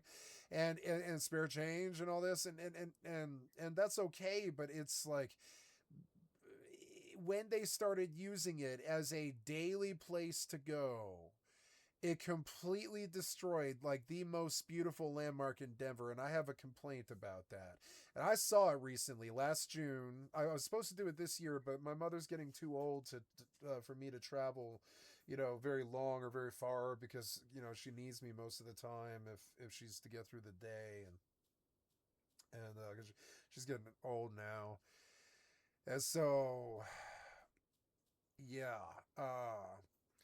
So I wasn't able to go to Denver this year, but I wanted to. But I when I think about that, I'm like, oh my God, I'm going to have to go down in the basement of Union Station, and that place scares me.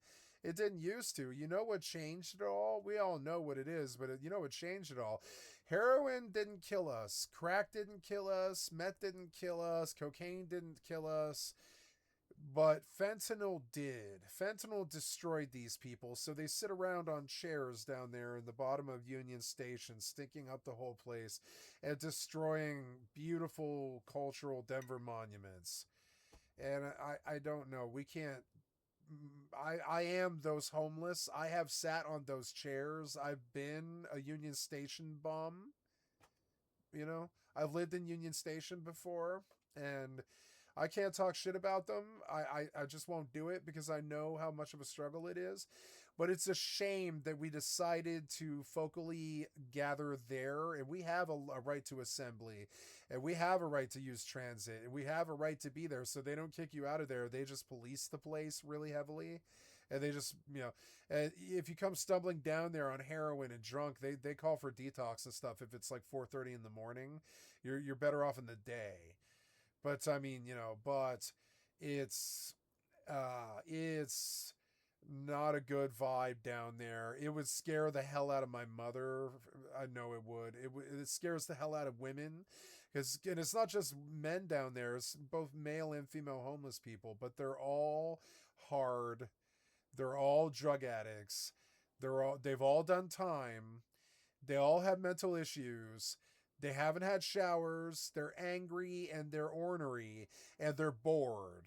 So as you come clicking down the hall in your fancy heels because you're a secretary or whatever, you're trying to catch the light rail or a bus because you're a good tax-paying citizen and all that, and you're a normie, and you get the eyes, and suddenly 600 eyes are all focusing on you.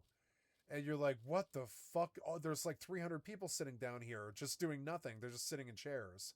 Yeah.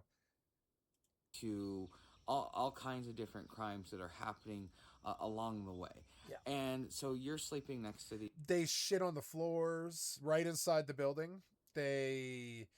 Like, I don't know, and it's us. So I say like it's they, but it's not they. It's us. It's like we. This is stuff that we American citizens do. We shit in the building. We fuck up their bathrooms. We cost them money. We deface and vandalize and all this. We do this stuff to them. Me as the homeless or whatever. They keep Narcan around because people nod off and OD all the fucking time on fentanyl down there. These people, some of these people may end up... You come walking through and there's often like paramedics standing there reviving somebody. You know, it's shitty, but it is true. You'll often see paramedics down there like doing their job actively right then and there. Keeping you up all night because they're up and down, they're doing their thing, they're talking loud because, you know, it's not that high. Drugs cause this, it's that the quality of their lives got so shitty that they just gave up. That's what has to change. It's not them. It's not their problems or their drug use or anything. They are your fellow Americans. It's the fact that they lost their way, or whatever the American dream was. They just don't believe in it anymore, so they don't try. That's got to change, because these people, they used to try. None of them are lazy. When you go down to homeless, you're like, wow, I thought everybody was going to be like these shiftless crack bums that just sort of drink, you know, whiskey from a flask all day and yell at people like hobos and stuff. But it's like, no, it's not like that. You work really hard when you're homeless, you know. Work is part of it. And they're going to be up for the next 3 days. And, you walk you're in so much. You walk you everywhere. Every time you have to use a bathroom, you probably have to travel at least a block. You know. There to get a good night's sleep, so you've got to deal with that as well. And then not only that, you're thinking about the crud and like all the coughing and all that hacking that you're hearing all night long. And so therefore, you're not really going to get a good night's sleep unless you can sleep through all of that stuff. And, oh my God, it's 3 a.m. I need to stop. I'm going to bed. It is Tuesday. I'm not going to stay up this late on a fucking Tuesday. I'm going to bed now.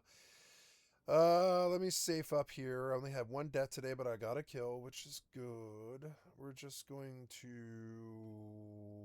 leave to a safe. Where's the point? And I'm going to close this character down. Oh, I needed to check if she has anything left in her house. She's got stuff in the house, yeah, which sucks. So I'll have to go get it, but I will do that tomorrow. The other thing that you got to worry about is you can't really say anything, because there are certain things you're allowed to snitch on, and there are certain things you're not allowed to snitch. Yeah, I didn't start problems with anybody while I was down there, and you want to all the time. You're like, did you take my shit? I know you took my shit. But you don't start shit with people down there, because it just escalates into something terrible. Somebody catches a charge. And if you're going to be sleeping with these people in close quarters, if you decide to, you know, fall asleep one night, these people, while they're up for their 3-day binge, can come up and mess with you. And so therefore it becomes a deterrent. And not only that, the staff looks the other way. Other organizations, other people look the other way. They don't care. And the staff is actually not interested in you. They don't care about your problems. They don't care about what you need. They care what you need, but they don't care about anything that happens to you in there. It's like use at your own risk is their attitude, so they don't care. They don't care what happens to you. It comes to a point where you're just like... It's not that the staff is evil either. They're actually really good people. Often they're like volunteering. They're good people, but they're not, you know, but they don't care. It's not really a safe situation. If they cared, it would break their heart every single day when they go to work. So they just don't care. And then they stop caring. It's the part that no one... happens in hospitals too. The doctors stop caring about the patients. They just want to save the patient's life. They don't care about the patient at all. Like in the ER, the Pit has been so good. I want to finish the Pit. I haven't seen the end of the Pit. One talks about, That's which season is 2. the price of admission. Most shelters, after you've checked in, you've gone through security, you've checked your bags, they've made sure you're not carrying any weapons and all that other stuff, then they feed you dinner. And during dinner, you find out that you've got to go to chapel. Chapel is mandatory. Yeah, something that people might not know is almost all shelters are Christian based, and so expect church. Yeah, expect to have to pray, or not pray. So you don't have to pray, but you do probably have to go to some kind of church function if you want their help. And you sit there and you're like, okay, but what if I have a job? And What if I'm the not response Christian? is the same. Is you've still got to, if you don't go to chapel, then you don't have a bed. And that is the rule. If you are not talked to by the other homeless individuals, the staff themselves will talk to you about this. Now, there's a lot of religious organizations that like to offer help to the homeless. They say, we'd like to help the homeless. But really what they're using it for is you've got people that are in a desperate situation to where you can force your ideology, your way of thinking onto them and force it onto them whether they want it or not, because they're being forced to choose between a bed and going to your religious service and sleeping.